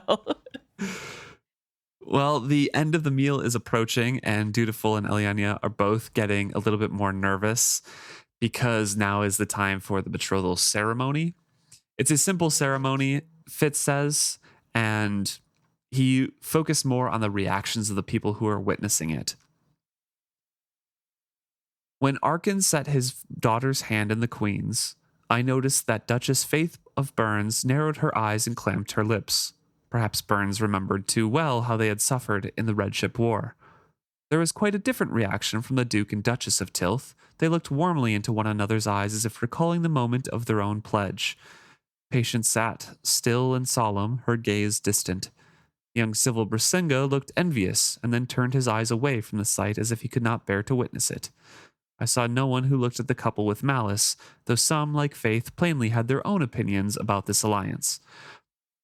And again, we hear later from Lord Golden about Seidel not being there and how Civil broke off his betrothal with Seidel. I think it's like mainly because of Lord Golden's interaction, but I think there's a little bit of the piebald thing too, where they like couldn't be together, and that's why I think Civil is envious of the ceremony here. Yeah. But again, Fitz sees no malice in these faces, just like we shouldn't be treating with the enemy. It should be solidifying the Six Duchies first. Right. And it's interesting to me that he focuses on the nobility of Buck instead of looking to the clan, the Narcheska's father's clan, to see how they're reacting to it. Just because you'd think you'd also want that for knowing what to do next with them and how to navigate that. But instead he's sort of looking to gauge the interests of the crowd, I guess. Yeah. The couple's hands were not joined at this time. Rather, Elliania's hand was put in Kettrikin's, and Dutiful and Arkin grasped wrists in an ancient greeting of warriors well met. All seemed a bit surprised when Arkin tugged a gold band from his wrist and clasped it onto Dutiful's. He guffawed in delight at how it hung on the boy's lesser muscled arm, and Dutiful managed a good-natured laugh and even held it aloft for the others to admire. The Out Islander delegation seemed to take this as a sign of good spirit in the prince, for they hammered their table in approval. A slight smile tugged at the corner of Peter's mouth. Was it because the bracelet that Arkin had bestowed on Dutiful had a boar scratched on it rather than a narwhal? Was the prince binding himself to a clan that had no authority over the Narcheska? Those are great questions to ask, Fitz, but I think at this point it's just a little bit of like, it is kind of funny. Like, it's Yeah, like Prince Dutiful doesn't seem like a terrible kid. Peter can smile a little bit. It's fine. that's fair. But I mean, it is in his training to sort of look deeper and be like, Right. is there anything beneath this? Is Yeah. this That's why I more said than like a- those but are yes. definitely good questions to ask and look into. And then there's a small hitch in the ceremony where Arkin says out loud, "Shall we mingle their blood now for sign of the children to come that share it?" I saw the Narcheska's intake of breath. She did not step back into Peter's shelter. Rather, Peter steps forward to kind of like protect her and says, "It is not the time or the place for that, Bloodblade. The man's blood must fall on the hearthstones of her mother's house for that mingling to be auspicious. But you might offer some of your blood to the hearthstones of the prince's mother if you are so minded." I suspect there was a hidden challenge in those words, some custom we of the Six Duchies did not comprehend. For when Kettrikin began to hold out her hand to say such an act was not necessary, Archon thrust his arm out. So he pushes up his sleeve, cuts the inside of his arm, and makes it bleed faster. Like he shakes his arm and pushes the blood out, cups it into his hand as it dribbles down, and throws it onto the crowd looking. And then does the same into the fire and then smears his hand on the top of the hearth. Yes. When he comes back, all the Out Islanders cheer and Peter cheers as well. And then slowly the Six Duchies is like, yeah, that was great. Yay. Yeah. It is some kind of culture. It is some kind of challenge. And like, hey, you are strong enough to bleed and be okay. Like you are willingly bleeding and wasting some of your strength. Right. And I think what's especially important to note is that Fitz points out that Kettrikin, in the midst of this happening, Kettrikin wisely stood still, allowing the barbarian whatever gesture he thought he must make for the honor of his house.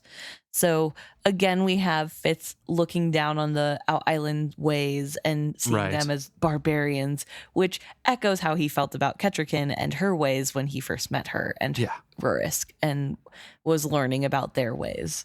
So it's, again, we see that sort of repeating of these barbarians. They don't know anything. They have to become civilized like us at Buckkeep. And Fitz also notes that the interaction between Peter and Arkin is different than he expected, and their relationship is a lot more complicated than he first thought.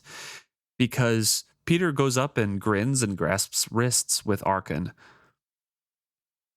When they stood as they did now, as fellow warriors, I sensed between them the camaraderie of men who had fought alongside one another. So there was esteem between them, even if Peter did not think Arkin had the right to offer Elliania as a treaty-affirming token. It brought me back full circle to the central mystery.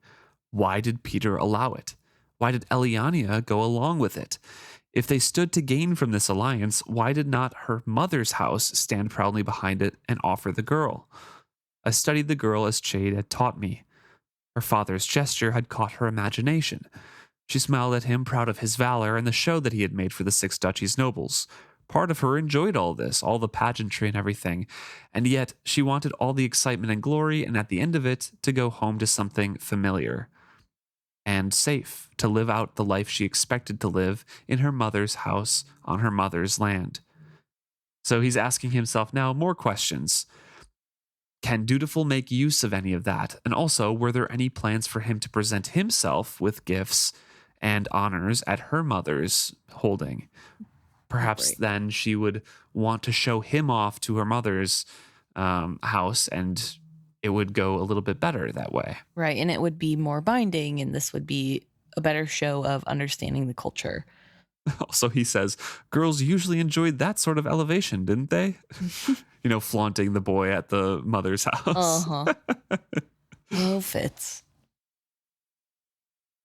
So he kind of stores those up, looking to offer those to Dutiful tomorrow. Right. And then he watches as Ketcherkin nods towards the band, the minstrel, Yes. and the music starts. And he feels a little bit bad for the Narcheska and for Dutiful because they then begin to dance. And They're perfect. the only two. They are the only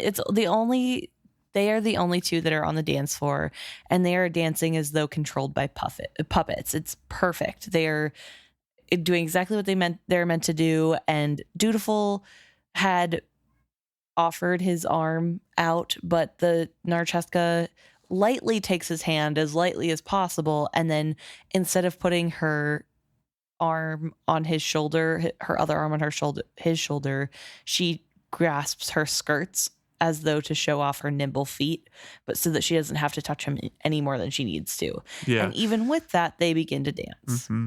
And Fitz is like looking around at reactions and notes that it's perfect the way that Dutiful is dancing with her, because he's not grabbing her, he's not like controlling her or anything. He's lightly framing her freedom or something, like Yes, Fitz that's, describes I think, it the as. exact words. Yeah. Because he's allowing her to dance the way that she wants to. He's not forcing her to come in close and dance the right way, so to speak. He notes that Chade is beaming with satisfaction, and Ketcherkin is a little bit more tentative, probably hoping that Dutiful actually finds connection and love with this match and not just, this is good for the realm kind of thing. Right. Arkan Bloodblade crossed his arms on his chest and looked down on the two as if they were a personal testimonial to his power. Peter, like me, was scanning the crowd, and they did meet. Their eyes did meet, but Fitz kind of deadens his eyes and stares through Peter as if he's just bored looking around and staring off into nothing. And when he focuses a little bit more, Peter turns to look at the Narcheska and smiles a bit. And that's when Fitz allows himself to get caught up in the spectacle and is like, wow, they are really good together. Right. This moment of sort of seeing all the different people who could have a say in this, how they're feeling, and obviously it's sort of a mixed bag, but mostly positive. And the fact that Peter did have such a good smile allows Fitz to then give himself permission to see and be caught up. And that's when he mentions how perfectly that Dutiful is accommodating the Narcheska by framing her freedom. And he thinks that that is the best move he could have done because it seems to warm Peter to him more by treating her with so much respect and giving her the freedom to choose what she wants. Right. Yeah. Then more dances happen and more of the higher nobles join. Peter is good as his word and claims the Narcheska for the second dance. So Dutiful's just kind of sitting there on the sidelines, and Chade goes over to talk to him a little bit before a maiden no older than 20 claims Chade for the dance. Yes. And then also Arkan asks the queen for her hand in dance, which he had the effrontery to offer his hand to Queen Ketcherkin. I saw the look that flicked over her face. She would have refused him, but decided it was not in the best interest of the six duchies to do so. And so she descends the dais and dances the next dance with Arkan. And he is nothing like the prince. He forcefully grips her waist and sort of tosses her around. She's forced to keep up with him. And Fitz, even though she's smiling and being graceful as much as she can be, he can tell that she does not enjoy this dance. The third measure was a slower dance. I was pleased to see Chade forsake his young partner, who sulked prettily. Instead, he invited my lady Patience out to the floor. She shook her fan at him and would have refused, but the old man insisted, and I knew that she was secretly pleased. Does Lady Patience know who Chade is? I think so. She knows that's the uncle to... I feel like Chivalry probably told her. Okay. I feel like that was a conversation at one point in the first book Yeah, when, like she shouldn't know. yeah, I feel like that she's kind of in the know, but like everyone ignores it because it's patience. Right. Nobody will believe her if she tells anyway. Right. Yeah. But yeah, I was just wondering because it makes me wonder if that's why they dance together, if he is sort of doing this as like a hello to an old friend, Yeah. or if this is just sort of for Fitz's benefit, I don't know. which do not have to not be related. Right. But I do wonder if he would have danced with her if Fitz wasn't there. Yeah, maybe. Who knows? Fitz describes her as graceful as she had ever been. That is, she was never quite in step with the music, but Shade smiled down on her as he steered her safely around the floor, and I found her dance both lovely and charming. So again, the little like, she's not like normal, but she's patience. It's patience, Yeah. and it's so patience that it is amazing. So again, another dance goes by, and Arkin Bloodblade is dancing with his daughter, and Right. Dutiful is just like awkwardly standing there. Yes, well, Peter takes over from with Kettrikin Yes. to save her from Arkin again, who then goes to his daughter. And Dutiful's eyes met mine for an instant. I knew how awkward he felt standing there, a lone stag, while his intended was whirled around the dance floor by her father. But at the end of the dance, I almost suspected that Bloodblade had known of it and felt a sympathy for the young prince, for he firmly delivered his daughter's hand to Dutiful's for the fourth dance. And so it went, and then, lesser nobles start to join in as well, and the Out Islander nobles chose partner from amongst themselves mostly, though one young woman dared to approach Lord Shemshi. To my surprise, the old man seemed flattered by the invitation and danced not once with her, but thrice. So the higher nobles cede to the lower nobles, and then more dancing commences. And there's more errands to run for Lord Golden, offering his sympathies and his apologies for not dancing and things like Yes. that. More gossip to hear. It gets him around the room more. Yeah. And Fitz is able to keep an eye out on Civil and notes that Civil never dances, not even a single time. And that he's just sort of is there. Yeah. But Lady Rosemary dances with Yes, Chade. with Chade. I watched them speak to one another. She looking up at him and smiling mischievously, while his features remained neutral yet courteous. And then Lady Patience retired early from the festivities. So once again, he's not noticing what's happening in plain sight, which is probably Rosemary doing a little report to Chade. Mm-hmm. And then Lady Patience leaves, and he is not surprised by that. He says, she had never truly felt at home in the pomp and society of court. I thought that Dutiful should feel honored that she had troubled to come at all. And so it's that sort of protective, feelings towards Patience, and she's amazing, and Dutiful better be grateful. He tries at some point to get close to Civil Brasinga's plate or goblet to try to poison or to put him to sleep, I guess. And is not successful in doing that, and he's just getting more boring, and the evening is starting to drag. However, Lord Golden seems indefatigable. As the evening progressed and the tables were pushed to one side to enlarge the dancing space, he found a comfortable place near a fireside and held his court there. Many and varied were the folk who came to greet him and lingered to talk. Yet again it was driven home to me that Lord Golden and the Fool were two very different people. And distinct people. Golden was witty and charming, but he never displayed the Fool's edged humor.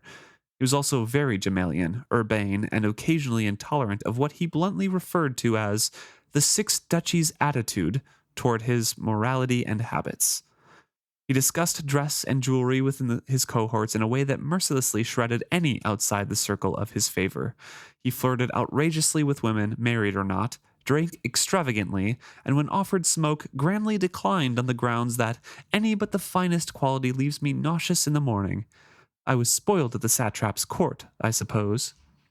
He chattered of doings in far-off Gemalia in an intimate way that convinced even me that he had not only resided there, but been privy to the doings of their high court. And this is funny because obviously he has. He has, yeah. 3 years ago. Yes, it seems true because it is. And now Fitz describes that smoke is starting to come out as well. And it's in fashion now that small sensors of smoke attached to nobles' wrists, or maybe they're serving people kind of wafting behind them, are wreathing the nobles in the smoke. And Fitz is starting to get a little bit woozy because he's never been able to have a head for it. Yes, he is not very good with the smoke. He also notes that Ketrican is partaking in the smoke as well. And he notes that that's normal because this is a Mountain Kingdom tradition as well, Yeah. although their herbs are different. And he sort of giggles to himself that it's a different name, same effect. And Different herb, same name, same effects. I thought woozily because it's all called smoke. yes. And so he's definitely feeling it. But he also does talk about how he feels disgust at seeing the smoke and he doesn't like it. And he thinks it's because of his association with Regal, that Yeah. anytime he sees it, he just thinks of Regal and how he was dependent on it. And so he knows that that's not necessarily a nice thing to think, and especially when his friend seems to enjoy it, but he can't help it. And that's just what happens whenever he sees it. So it is a very lively party, and eventually Lord Golden does announce that he is planning on retiring. He was urged to stay on, and he appeared to consider it, but then decided he was in too much discomfort. And Fitz says, even so, it took like such a long time for him to say his goodbyes. They're stopped 4 separate times by four different groups saying goodbye and wishing him to stay and please just stay a little while longer. By the time we had clambered slowly up the stairs and entered our apartments, I had a much clearer view of his popularity at court. And so they are back in the rooms. Fitz poured himself a glass of wine and just slumped in a chair. And now Beloved is unwrapping his foot, saying like, oh, I did this too tight. It's all black and blue and I lost feeling in it. Right. And Fitz is like, serves you right, because he's mad that he had to stand up all day because his back is killing him. Yes, and his legs, and he's old and he can't do it anymore. And right. Why would his friend do that? How did you ever come up with Lord Golden? I don't think I've ever encountered a more backbiting, conniving noble. If I had met you for the first time tonight, I would have despised you. You put me in mind of Regal. Did I? Well, perhaps that reflects my belief that there is something to be learned from everyone that we meet. And he does some acrobatics here to kind of roll around and stretch out, and Fitz is like, how does he have it in him right now? Yeah, it's so late. But then, with the assist from Fitz, gets up onto his feet, steals the wine, saying like, you servant, you shouldn't have your master's wine glass. Yeah, go pour your own. So they're both sipping wine and kind of exhausted, but also speaking how Lord Golden is awful and what is the point of Lord Golden being so gossipy. And Beloved explains like, well, then I learn all of the base rumors. It encourages all the other nobles to also be super gossipy and backbiting, and I get to learn everything about everyone, which is incredibly helpful. Yes. And then Fitz says, well, what do you hear? And then it's revealed that he hears only what we expected. Of the prince and his mother, not a word, nor any gossip about you. An interesting rumor that Civil Brazinga broke off his engagement to Seidel Grayling because there was supposed to be wit in her family. A witted silversmith and his 6 children and wife were driven out of Buckkeep Town last week. Lady Essamol was quite annoyed, for she had just ordered 2 rings from him. Oh, and Lady Patience has on her estate 3 witted goose girls, and she doesn't care who knows it.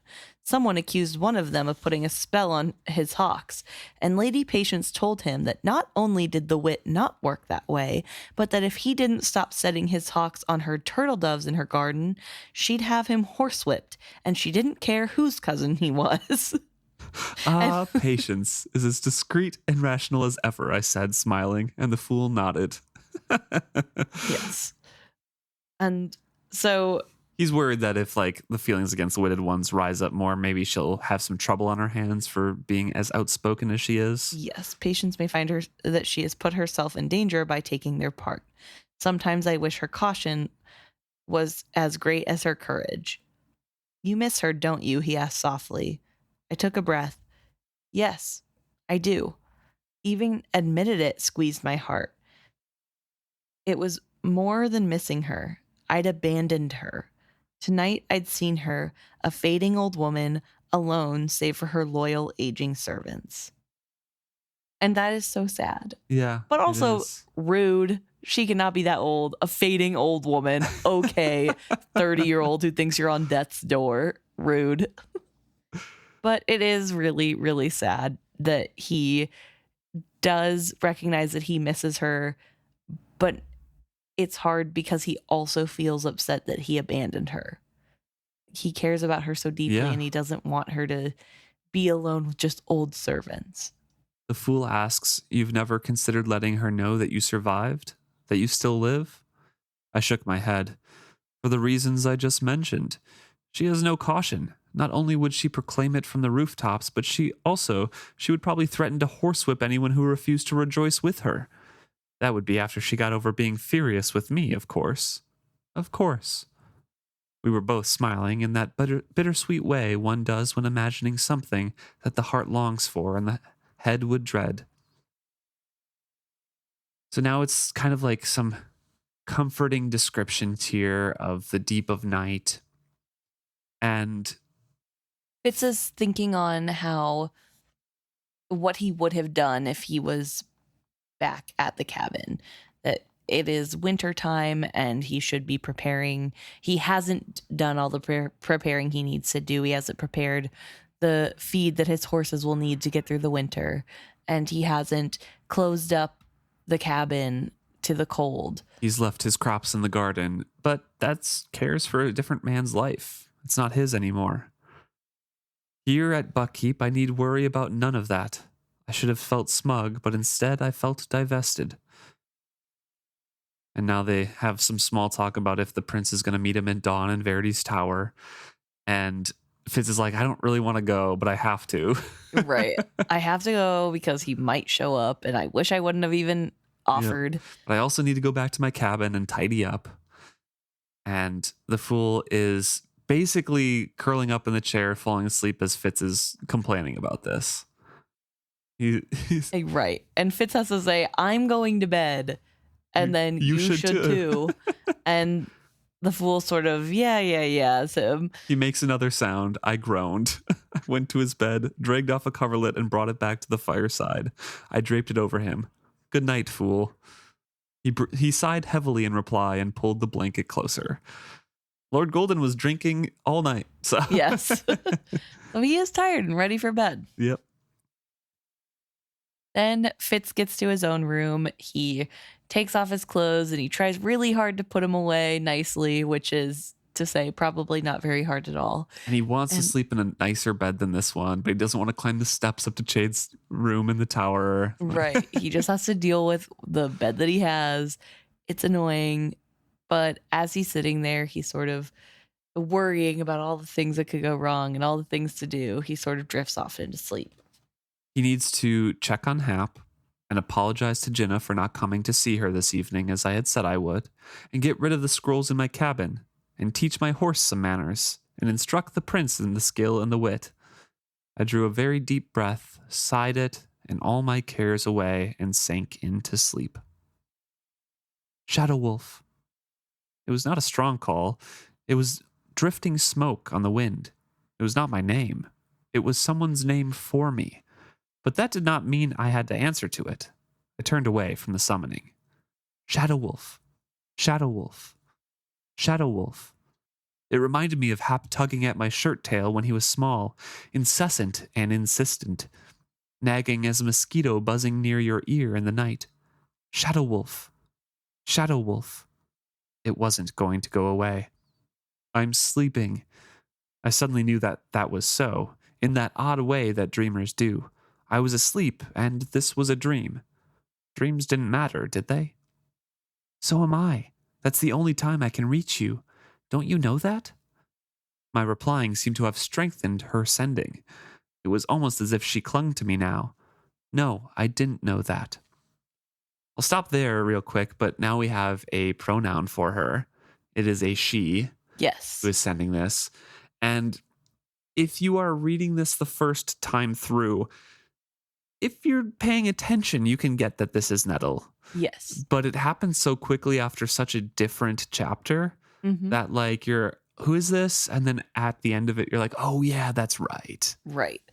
And I mean, to be fair, we haven't gotten a lot of Nettle from this version of Fitz. We have gotten stories of Fitz sharing memories with Nettle, Right. but I don't think we've gotten to see even last book where he actually did share a memory with Nettle. He told the Yeah. stories of when he did, but Mhm. he always seemed to be sort of aware in those instances when he was sharing with her as Or a at least child. looking back on it, he's like, I was doing this. Yes. But now it's sort of out of nowhere, and you can almost have forgotten that she's out there with the wit as well. The skill. The skill. And yeah, so it's easy as like a first time reader to sort of be like, who is this? What's happening? If you weren't paying enough attention. Yeah. And he's looking idly around himself in this dream and kind of recognizes the landscape. There are apple trees were in bloom. I could hear bees busy amongst the blossoms. So they are around that cabin that Yes. she lives in right now. Yeah. I've come so often to your dreams and watched what you did. I thought I would invite you to one of mine. Do you like it?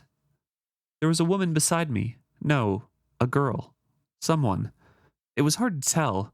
I could see her dress and her little leather shoes and her weather-browned hands, but the rest of her was fogged. I could not resolve her features. As for myself, it was strange. I could behold myself as if I stood outside myself, and yet it was not me that I saw when I looked in a mirror. I was a shaggy-haired man, much taller than I truly am, and far more strong. Uneasiness nibbled at me. Danger here, but not to me. Why couldn't I remember what the danger was? This isn't me. This isn't right. She laughed fondly. Well, if you won't let me see you as you are, then you'll just have to be how I have always imagined you. Shadow Wolf, why have you stayed away? I've missed you, and I've feared for you. I felt your great pain, but I do not know what it was. Are you hurt? There seems less of you than there was, and you seem tired and older. I've missed you in your dreams. I was so scared you were dead, and then you didn't come anymore. It's taken me forever to discover that I could reach out to you instead of waiting for you to come to me. So Fitz is saying that she's chattering kind of like a child. She's just going on and on about things. And Fitz is feeling this dismay creep into him. Like, this is not how this should happen at Right. all. And he feels like a cold mist in his heart. And then I saw it, a mist rising around me in the dream. Somehow, without knowing how, I had summoned it. I willed it thicker and stronger around me. I tried to warn her, this isn't right or good. Stay back, stay away from me. That isn't fair, she wailed, as the mist became a wall between us. Her thoughts reached me more faintly. Look what you've done to my dream. It was so hard to make, and now you've spoiled it. Where are you going? You are so rude. And Fitz twitches free and realizes that he is awake now. He kind of wakes up in his bed, and he knows that a skill pain is going to haunt him very soon, and then it does. Yes. It's enough time to realize that it's coming before it hits, Mhm. and he is immediately in pain. When some little time passed, a minute or a half a year, I could scarcely tell which, I painstakingly began to reinforce my skill walls. Had I been careless? Had weariness or my exposure to smoke dropped them? Or was my daughter simply strong enough to break through them? So there's the my daughter drop for first time readers who were caught unaware by this passage to know that it is Nettle reaching out. But as the epigraph suggests, it might be the smoke. Different herbs, same name, but same effect as well. Right. Kind And of lowering his awareness and lowering him into that trance to of the get him, skill. yes, to make him easier to reach Yeah. in the skill. Mm-hmm.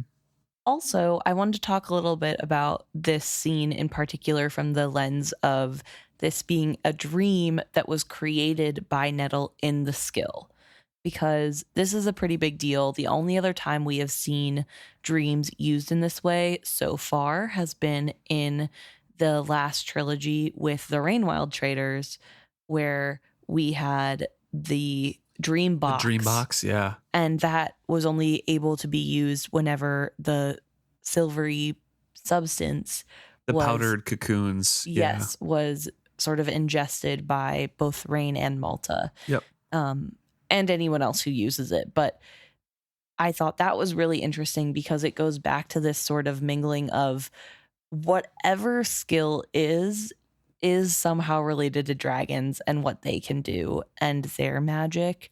Right. Because also dragons have seemingly have a big grasp on the dream world, and Nettle being able to use the skill in this way is different than we've seen anyone else be able to use the skill, and I think points to her being pretty naturally talented with it.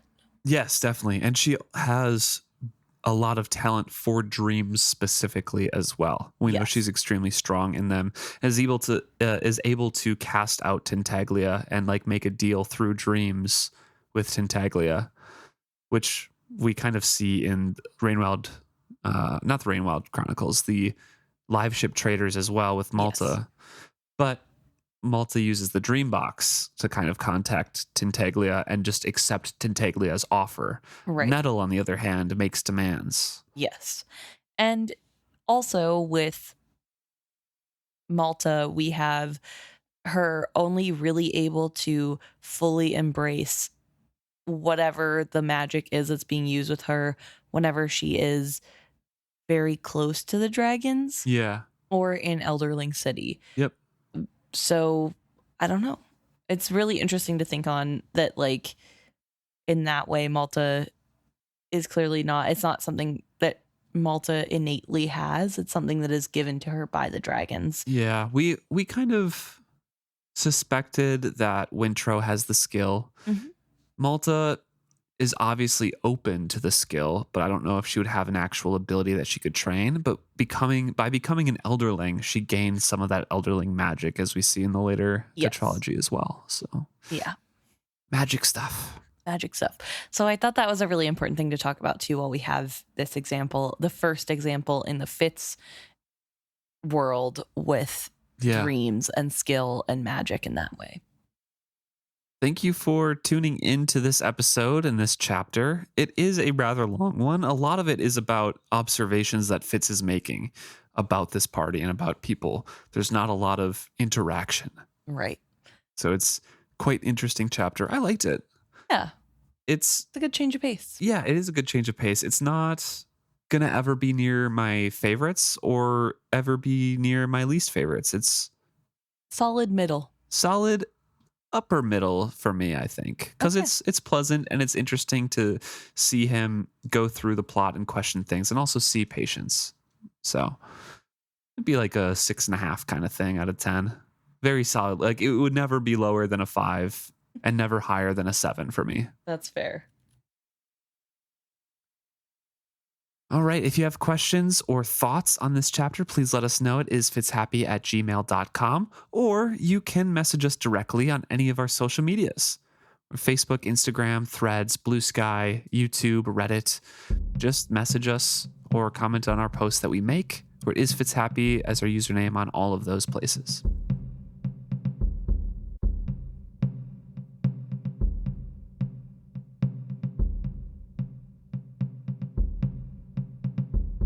All right, time for the best part. We are going to talk about the stuff that you guys are bringing to us. But first of all, as always, before we dive right into it, I do want to give a shout out and a big thank you to Anna, Neva, and Degenhart, as always, for continuously supporting us on Ko-fi, as well as Anna Sarah. Thank you so much for your tip, your donation. Thank you. We really appreciate it, guys. And then we also have a small correction and a couple comments on Spotify here. So JAAP89 on Spotify says, small correction on episode 289, chapter 3. This was last episode. It's too late to apologize, I've already forgiven you was actually Patience is saying, not Verity's. I believe I said that was from Verity. Yes, you did. Yeah. So thank you very much for chiming in on that as well. I can't remember if that was originally Patience or if that was learned from Chivalry, or if chivalry said that. I don't remember, but I know I don't know you are correct there. Patience Yes. said it. I just don't remember if she said where she got it from. I feel like it is a chivalry thing. You think but so? I could be wrong. I don't know. Maybe we'll have another correction. But by chivalry them too. learned it from Burek, or maybe it was Burek all along. Who knows? I don't know. We'll get another It doesn't correction matter. from JAA. Yes. Here. But thank you for that, though. yeah, so thank you for that call out, because also Yes. that really adds to this chapter when he does see his mom for the first time in a really long time, and it just really shows that like she is so important in his life. Yeah. And of course he misses her. Mm-hmm. Also, thank you for commenting. I'm not going to read out the string of numbers. They don't have a username, just a string of numbers. They say, thank you for the podcast. I will listen to all episodes eventually. Take your time. Good we got luck. a lot of hours out there. We're closing in on 300 episodes pretty soon here. So, Yeah. And they're all like an hour and a half to 2 hours. Whenever it comes out that I have a podcast that I do with my boyfriend with people that I don't know, they're always like, oh, well, how many episodes? Expecting me to say a normal number, like 20 or something. I'm like, oh, almost 300. And ever since it's been past the 100 mark, people are like, oh my gosh. And they kind of look at me different. I'm like, listen, I've been doing it for years. This is not. It is kind of crazy. So pace yourself. It's fine. You'll get here. So thank you for that. Yes. Thank you for commenting. And then we also got 2 comments from Ellen on Facebook for episode 288, which is part 1 of chapter 3. And Ellen commented about how, first of all, they were thinking that the scene with the, quote, young pup in the steam baths and how Fitz took him down and held him down, isn't that quite a wolf-like thing to do? Yeah, I really think it is. Just like canine in general. Just take him down, hold him down, growl at him a little bit. But like, hey, you don't want the smoke. Yeah. like, hey, you're a puppy, so I'll allow it, but don't do it again. I'm the alpha. The second one is, have you read The Neverending Story by Michael? I'm guessing it's End. I thought it was Ende. Ende. The discussion on Prilkop and how passive he is, and my memory of how his looks are described, and how he lives in a cave in an icy landscape, suddenly made me think of the old man of the Wandering Mountain in The Neverending Story. An old man who just records everything that happens without caring or interfering either way, and quite unsympathetic. I've actually not read that book. I've seen the movie a long time ago. I've only seen the movie. I didn't... surprisingly, I didn't know it was a book. I did know it was a book because, well, the framing device of it is that he gets a book and then gets sucked into the book. Yes, basically. but I guess I thought the book was like just the plot part device. of the movie. Yeah, I didn't think it. Although I guess I was just about to say kind of like The Princess Bride, but The Princess Bride is also a book. So yeah. I don't know. But I didn't know that when I was a kid either. So maybe that's why I just sort of put them together. Yeah, I have not read it. I haven't seen the movie in forever either. So I'm not sure if that character made it into the movie adaptation at all. But that's an interesting correlation. And I feel like the omniscient writer is kind of a trope. It appears in a couple different things too. Notably for me, the Black Company, it's kind of that trope makes an appearance in there in some way. I won't spoil it too much, but yeah, it's an interesting thing to have kind of like a lone character, especially similarities like in an icy environment in a cave. Kind of funny. Thank you, Ellen. Yeah, thanks, Ellen. We also got a few emails in.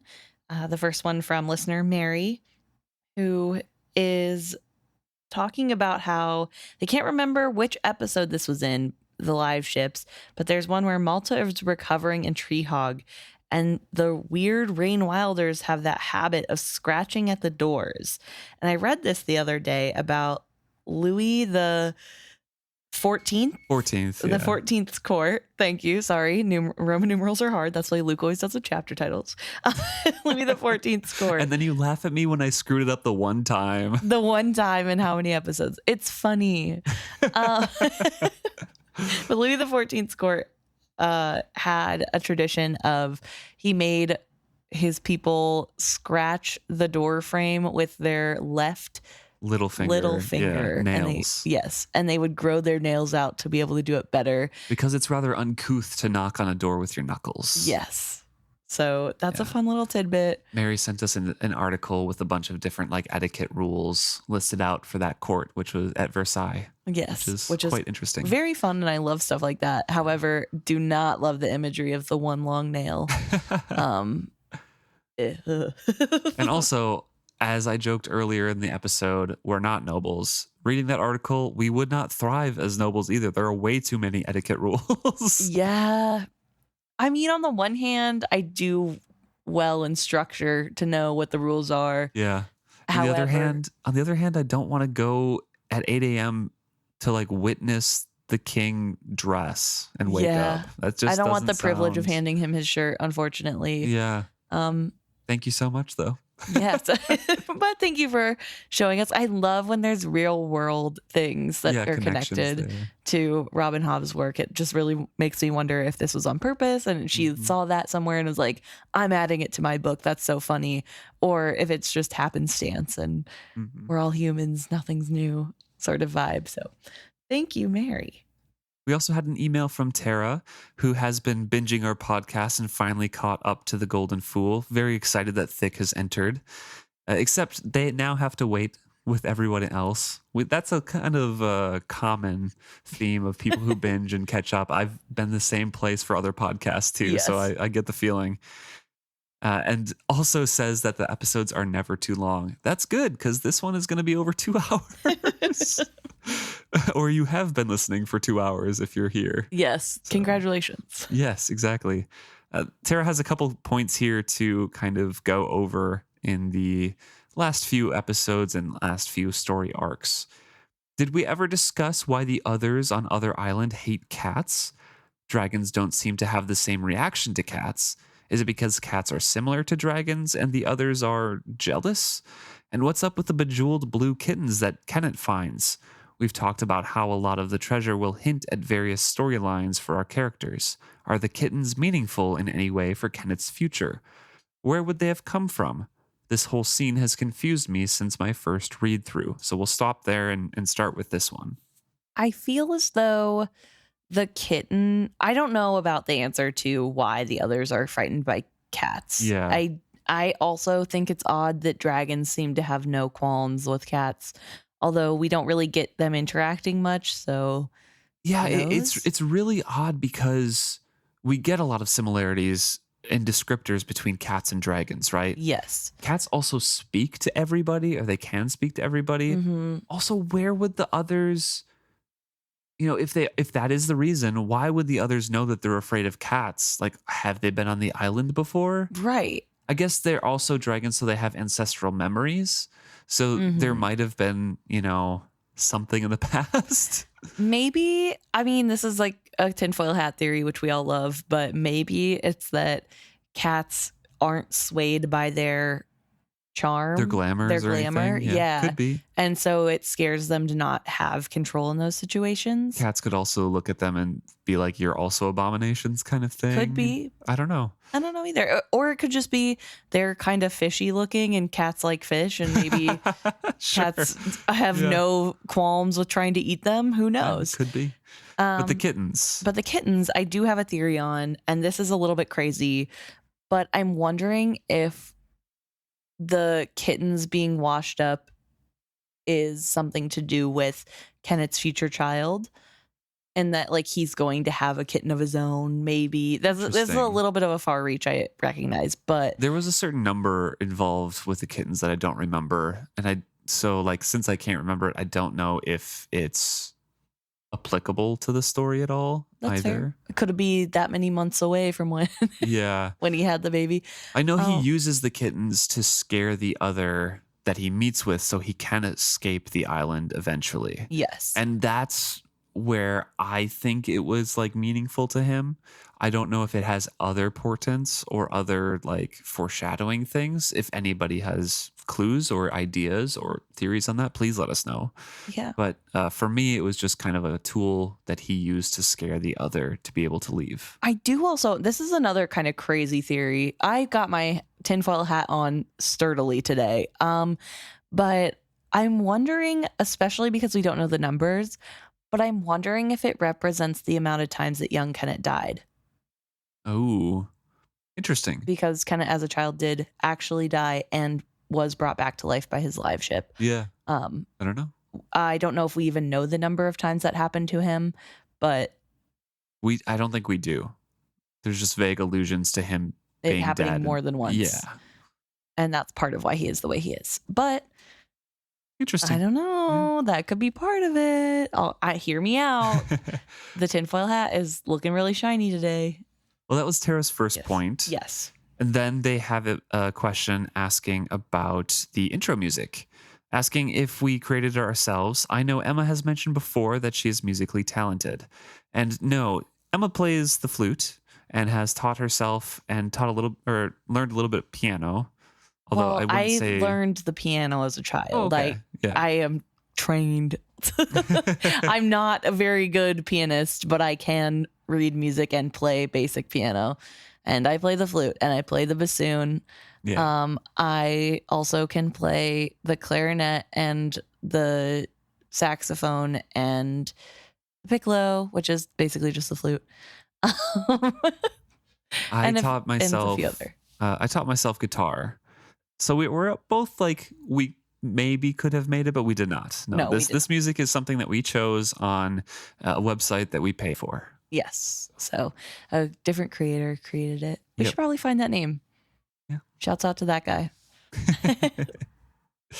And then 3 is I'm including a photo of my good pups. So thank you very much for a picture of your dogs, Obi-Wan and Willow.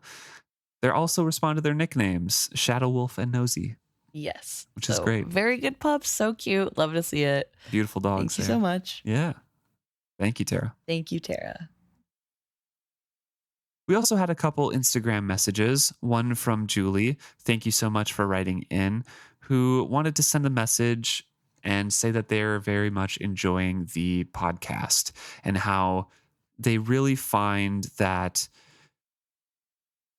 our discussion on grief intermittently throughout this podcast, because obviously there's a ton in Robin Hobb's books, is very well done, and they appreciate the way that we've been handling it, which I want to say thank you very much. We try to be respectful because we know that everyone has an individual journey through different things in their lives. Yeah, this series in general is really fun to get to talk about, but a lot of times there are a lot of heavy themes that we have to navigate, and we try to do our best. Obviously, we try to be very caring and compassionate when the way that we talk about it, and are always happy to know if we've done something wrong, because obviously the last thing we want to do is to make somebody feel like we are misrepresenting something that they are going through, especially. Right. Yeah. So I think that it's good to hear when we're doing well. But yeah, grief is such a hard thing, and it is so different for every person, I think. So thank you for messaging us, Julie. Hope you enjoy the rest of the episodes, and they're binging very fast as well. I think it's a common theme in the messages. Yes.